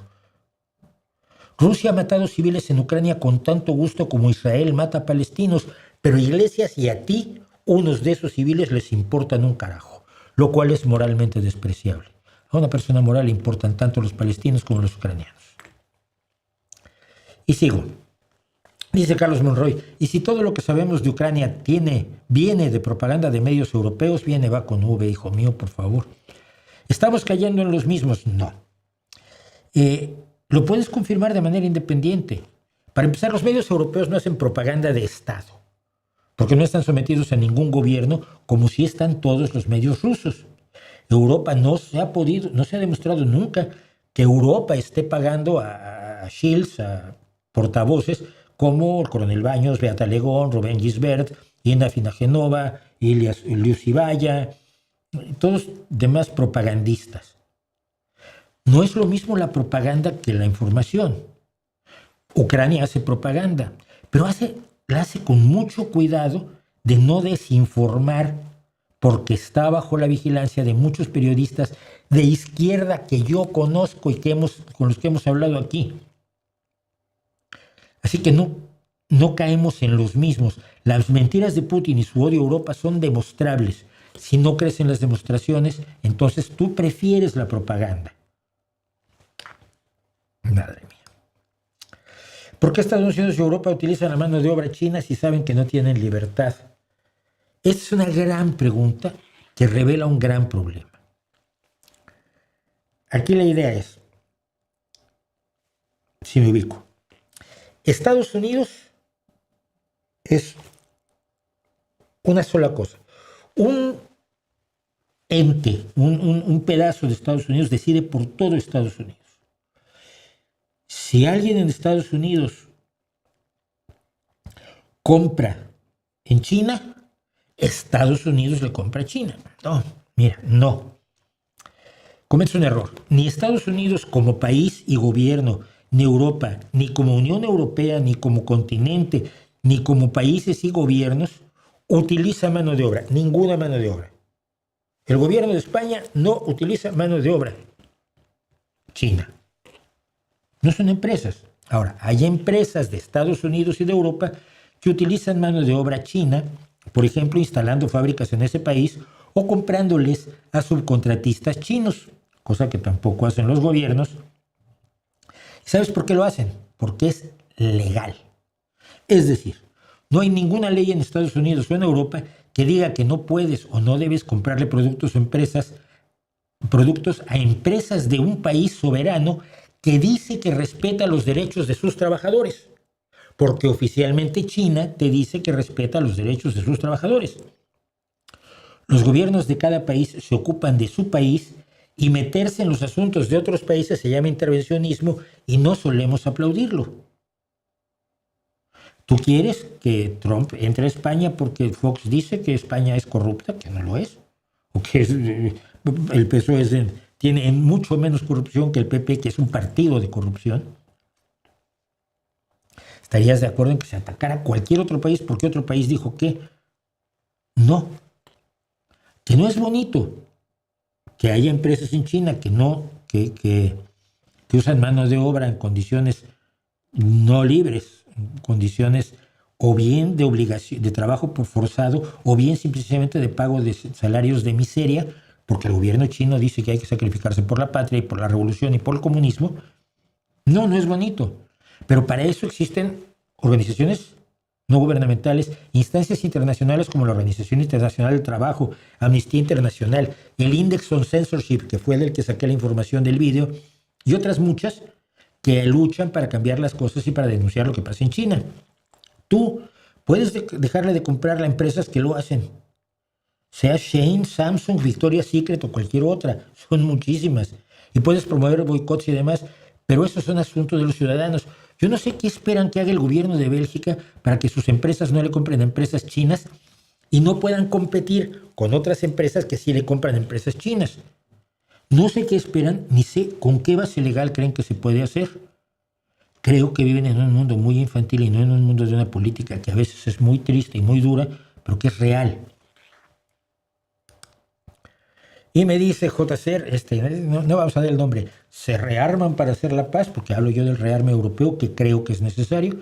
Se rearman para hacer la guerra. Hay que ser muy miope para no ver esto. Entonces también estás diciendo que Putin se armó no para defenderse de la OTAN, sino para hacer la guerra. Mira, te voy a explicar. Europa... Mira, hay que ser muy imbécil para no ver que Europa se rearma porque hay un loco que está haciendo la guerra en Europa y amenazando a muchos países con el apoyo de otro loco que está al servicio del primero y que despacha en Washington. Si Europa está armada, es más difícil atacarla que si tiene las manos atadas a la espalda, que es lo que quieren tú y Podemos. La legítima defensa es primero legítima, luego es defensa. G.C. Moret, efectivamente no hay oposición, pero aunque detesto a Trump, es la mejor oposición contra estos narcomorenos. Los van a poner en el suelo. De la sartén al fuego. ¿Crees que a Trump le interesa la democracia en México? La gente de México hará lo mismo que en Venezuela, en todo caso. Sacar a uno, a Sheinbaum, y poner a otro, a Noroña, que sea igual que ella, pero más servicial. Son tontos, de verdad. No confíen en Trump, por Dios. Lord Innsmouth, supongo que muchos venezolanos que han tenido que soportar el llamado socialismo del siglo XXI, el término socialismo lo identifican automáticamente con Maduro o Chávez, aunque imagino que habrá otros motivos. Y le digo, pero estoy hablando de los que viven en España, que aprovechan las políticas del gobierno español, que ha recibido a más de 200,000 exiliados del gobierno de Maduro. Y luego esos mismos se manifiestan contra el gobierno español del lado de los racistas que quieren echar a todos los inmigrantes de España. Es absolutamente esquizofrénico. Absolutamente. Una excelente pregunta de JPM. ¿Cuál nombre es mejor? 85. Dice, ¿tiene la Unión Europea capacidad logística y económica para suplir el hueco que deja Estados Unidos? Y de ser así, ¿debería entrar Europa allí por humanidad hacia esas gentes? Lo está diciendo respecto concretamente de lo del SIDA. Y le digo, sí tiene capacidad logística y económica o puede desarrollarla. Lo que no ha tenido y está empezando a tener, empujada por los hechos y por muchos de sus miembros, es decisión política, audacia y valentía. Yo espero que Europa reaccione. Animo que Europa reaccione. Por eso traigo europarlamentarios a este canal y por eso hablo de la realidad de Europa, que es poco conocida en América Latina. Si Europa no reacciona, estamos condenados. Ya. No hay salida, no hay opción. Vas a estar de rodillas. La pregunta es, ¿ante quién?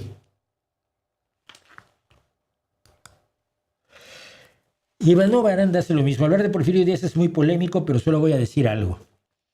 Si el que me critica alaba a Juárez, el chiste se cuenta solo.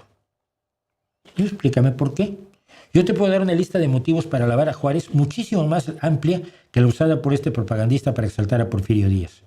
Simplemente su herencia legislativa. Como juez de la Suprema Corte de Justicia de la Nación, al promulgarse la Constitución de 1857 que defendió, su promoción de las leyes liberales que hoy son la base de la legislación mexicana, de toda la legislación mexicana, empezando por la Ley Juárez, que fue la primera vez que se estableció la igualdad de todos los mexicanos. El todos somos iguales, que suena muy bonito en los sentimientos de la nación de Morelos, se hace efectivo con la Ley Juárez. Suma eso su defensa del país en la intervención francesa, su rechazo al cobarde de Santana, que había perdido ya medio país siendo gobernador de Oaxaca, y son suficientes para que sea aceptable alabar lo que hizo Juárez, aunque se condenen sus atrocidades y errores. Me pareció tan encantador que no hay un premio Elton, pero me gustaría un premio al más desalmado de los comentaristas de este canal. Dice: ¿por qué los contribuyentes deben pagar una pandemia de otro país? No creo que deban. Pero no deben, pero mira, esto se hace por la misma razón por la que si un desconocido se cae en la calle, lo ayudas a levantarse. Bueno, tú no. Pero las personas que no son psicópatas sí lo hacen.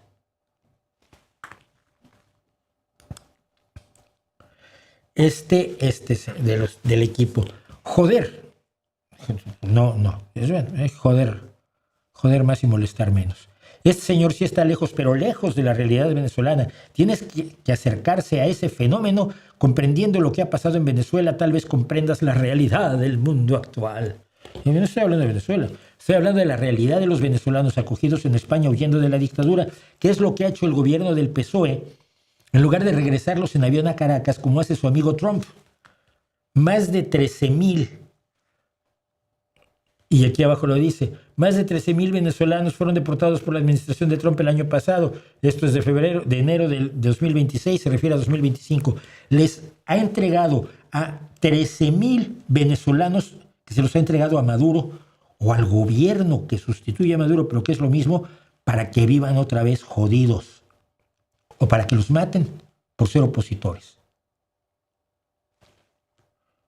La realidad venezolana, esto es de tontería, esto ya no es ni siquiera de política, hijo mío. ¿Qué opina de Karen Carpenter como baterista? Bueno, al menos me hace una decente pregunta de música. Karen Carpenter fue una de las más extraordinarias bateristas del rock, un absoluto fenómeno. Tiene aquí en YouTube, búsquenlos, solos impresionantes. Parece que es reconocida compositora con su hermano, y una voz espectacular que tenía Karen Carpenter, pobrecilla, que muere por no comer, no sé cómo se llama, bulimia y anorexia. Muere de anorexia, tristísimo, tiene una voz espectacular. Pero en algún año fue nombrada la mejor baterista del rock, porque tocaba todo lo que hay que tocar en batería, y es bueno que lo sepan ustedes. Y más Venezuela, que significa más Venezuela, dice: si algo estoy seguro es que no sabes nada de Venezuela. Veo tus vídeos y en algunos estoy de acuerdo, pero cada vez que hablas de Venezuela demuestras que no sabes nada y que tapas a los socialistas. Bueno, no estoy hablando de Venezuela. Si hablas del socialismo venezolano, estoy en contra de la dictadura venezolana, a la que no considero representativa de ninguna de las ideas, principios o ideales del socialismo. Yo soy socialista, soy socialdemócrata.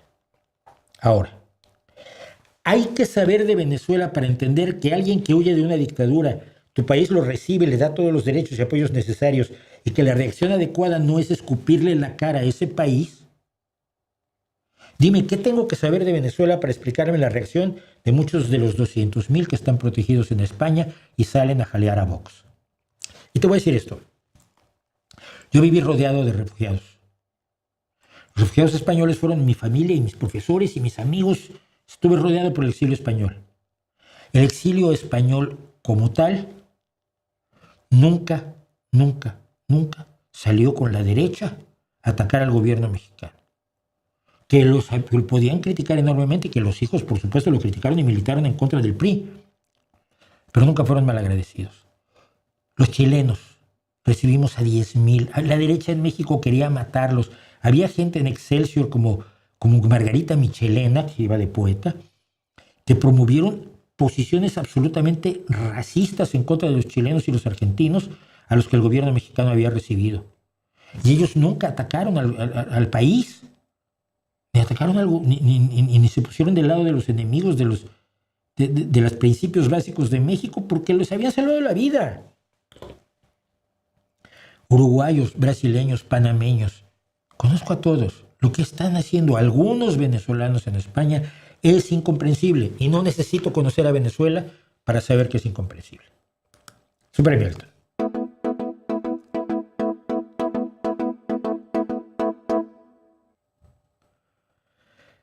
Bueno, estábamos hablando del paguen o mueran, del chantaje de Estados Unidos, de Donald Trump, el gobierno de Estados Unidos a Zambia, y hubo, quítate de aquí, no K1T7I, dice lo siguiente: típico de Estados Unidos, siempre robando a los pobres, desde los gobiernos corruptos que hambrean sus países hasta potencias que siempre robaron a países llamados tercermundistas. Toda Latinoamérica es robada por los yanquis.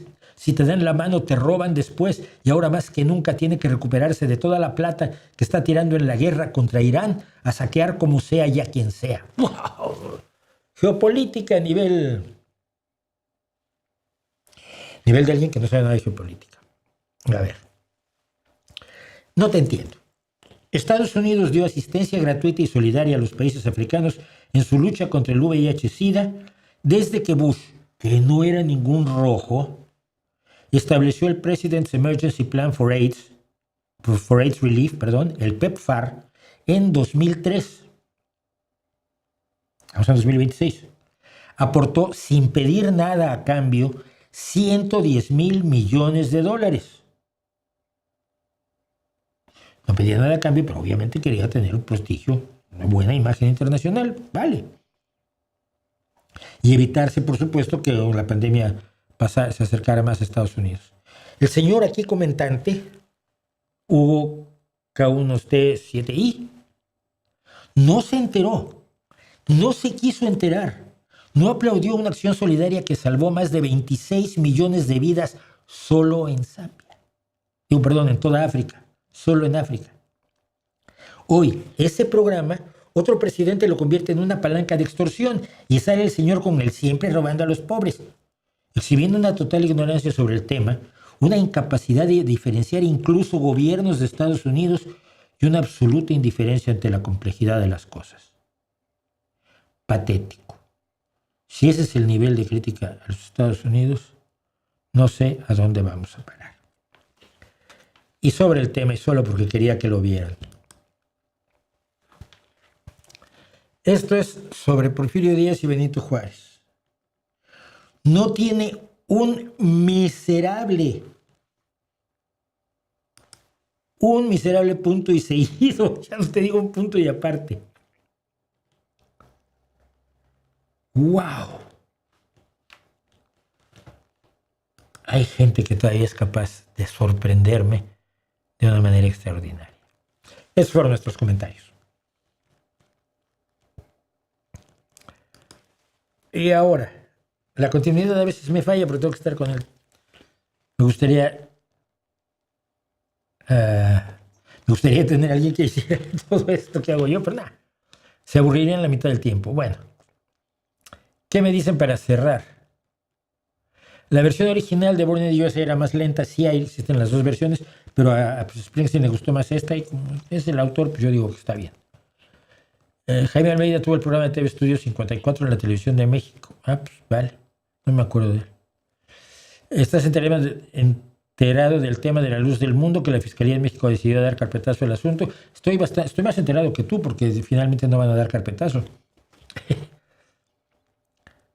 ¿Es posible que usted y Juan Manuel Zunzunegui sean amigos algún día? No, y te voy a decir una cosa, ¿por qué? No me gusta la gente mentirosa. Nunca me han gustado. Digo, hombre, todos decimos mentirijillas. Pero cuando mientes sobre algo tan relevante y lo haces con intereses políticos, no vas a ser mi amigo nunca. Si lo veo no le voy a pegar, pero igual él a mí sí. Yo por lo menos lo intentará. Pero no. Obviamente yo puedo estar en el mismo lugar con la gente de derecha, pero no tengo por qué ser su amigo cuando es un elemento activo, no cuando es un creyente, cuidado, no cuando es alguien que dice, bueno, es que yo voto al PP por tal cosa y dices, tú eres tonto, hermano. No. Alguien que está intentando voluntaria, intensamente y para ganarse la vida, distorsionar la historia de un país que se supone que es el suyo, sirviendo a los intereses, primero que nada, de otro país, de los hispanistas que quieren reconstruir el imperio, y segundo, de la ultraderecha mexicana, que no es mejor que Morena. O sea, no es que como es la oposición vamos a votar por ellos, ojalá fueran mejores, pero no siéndolo, todavía podemos ir de la sartén al fuego. Eso de no se puede ser peor que el PRI, ya vimos que sí se podía. Ahora, lo de no se puede ser peor que Morena, sí se puede. Una persona que trabaja activamente por distorsionar la realidad para provocarle daño a su propio país, pues no, tampoco va a ser mi amiguito, ¿no? No sé, me pregunta SRB Luis J. ¿Cuál es realmente la imagen que se tiene de México fuera de lo turístico en los países europeos? Me da curiosidad. No se puedo decir, porque además yo he salido poco de España en estos tiempos. He ido un rato a Roma, 2 veces a París, 2 veces a Londres, 3 veces a Londres. Me gusta mucho. Y cuando era barato, porque ahora no se puede ir, porque el Brexit hundió al Reino Unido económicamente. Pero bueno, no lo sé. Creo que en la izquierda hay una idea de que México tiene un gobierno de izquierda, y es un grave error. Entre la gente mayor, México está delimitado por la canción ranchera y Cantinflas, ¿no? Les hace muy raro que yo no parezca mexicano y que no cante muchas rancheras, pues ya mi época de cantar rancheras ya pasó. Ahora estoy en la época de crítica de las rancheras. ¿Y esto cómo lo escribió José Alfredo? ¡Qué cabrón! Pero... Y otra parte está muy influida por la enorme campaña de promoción y de publicidad que siempre mantuvo el PRI y que está manteniendo Morena, haciéndole creer a todos los países a su europeos fundamentalmente, que es un país libre, democrático, en este momento progresista, responsable, un gobierno que se ajusta al marco legal, etcétera, etcétera. Creo que esa es más o menos la visión que se tiene, pero igual varía mucho, por supuesto, entre las multitudes mal lavadas, entre la gente común y corriente, variedad de jardín, pues evidentemente hay una multitud de estereotipos, ¿no? Entonces, no creo que se pueda hablar así en general de una imagen. Y dice, los venezolanos exiliados juran que votando y haciendo campaña por la derecha dañan a la dictadura venezolana. Pues están totalmente mal. Están totalmente mal porque más ha dañado a la dictadura venezolana el socialismo español. Pero bueno. Se me interrumpe tanto la transmisión que ya llevo 16 minutos de delay. Bueno, así te dura más tiempo. Bueno, pues con esto llegamos al final. Mi amigo chileno ya le llama rancheras a cualquier música mexicana y no le gusta, por cierto. Bueno, pues con esto terminamos. Muchísimas gracias por acompañarme. Nos vemos el próximo miércoles, nos vemos el próximo jueves, aquí como es normal. Mañana me voy a Santiago de Compostela. El viernes nos vemos allá. Quienes quieran ir, ya saben, repito, por los que llegaron tarde, que estaremos en el local sociocultural O Ensanche, en la calle Fray Rosendo Salvado, 6B bajo. Es que ya no veo esto. Lo peor del asunto es que sí, Salvado 6B bajo, Santiago de Compostela, gratis hasta completar el aforo. Vamos a hablar de los ovnis, 80 años de cuentos voladores. El miércoles nos vemos aquí con nuestro vídeo de la semana. El jueves nos vemos en el streaming. Y mientras tanto, como siempre, ahí les dejo mi reputación para que la hagan pedazos.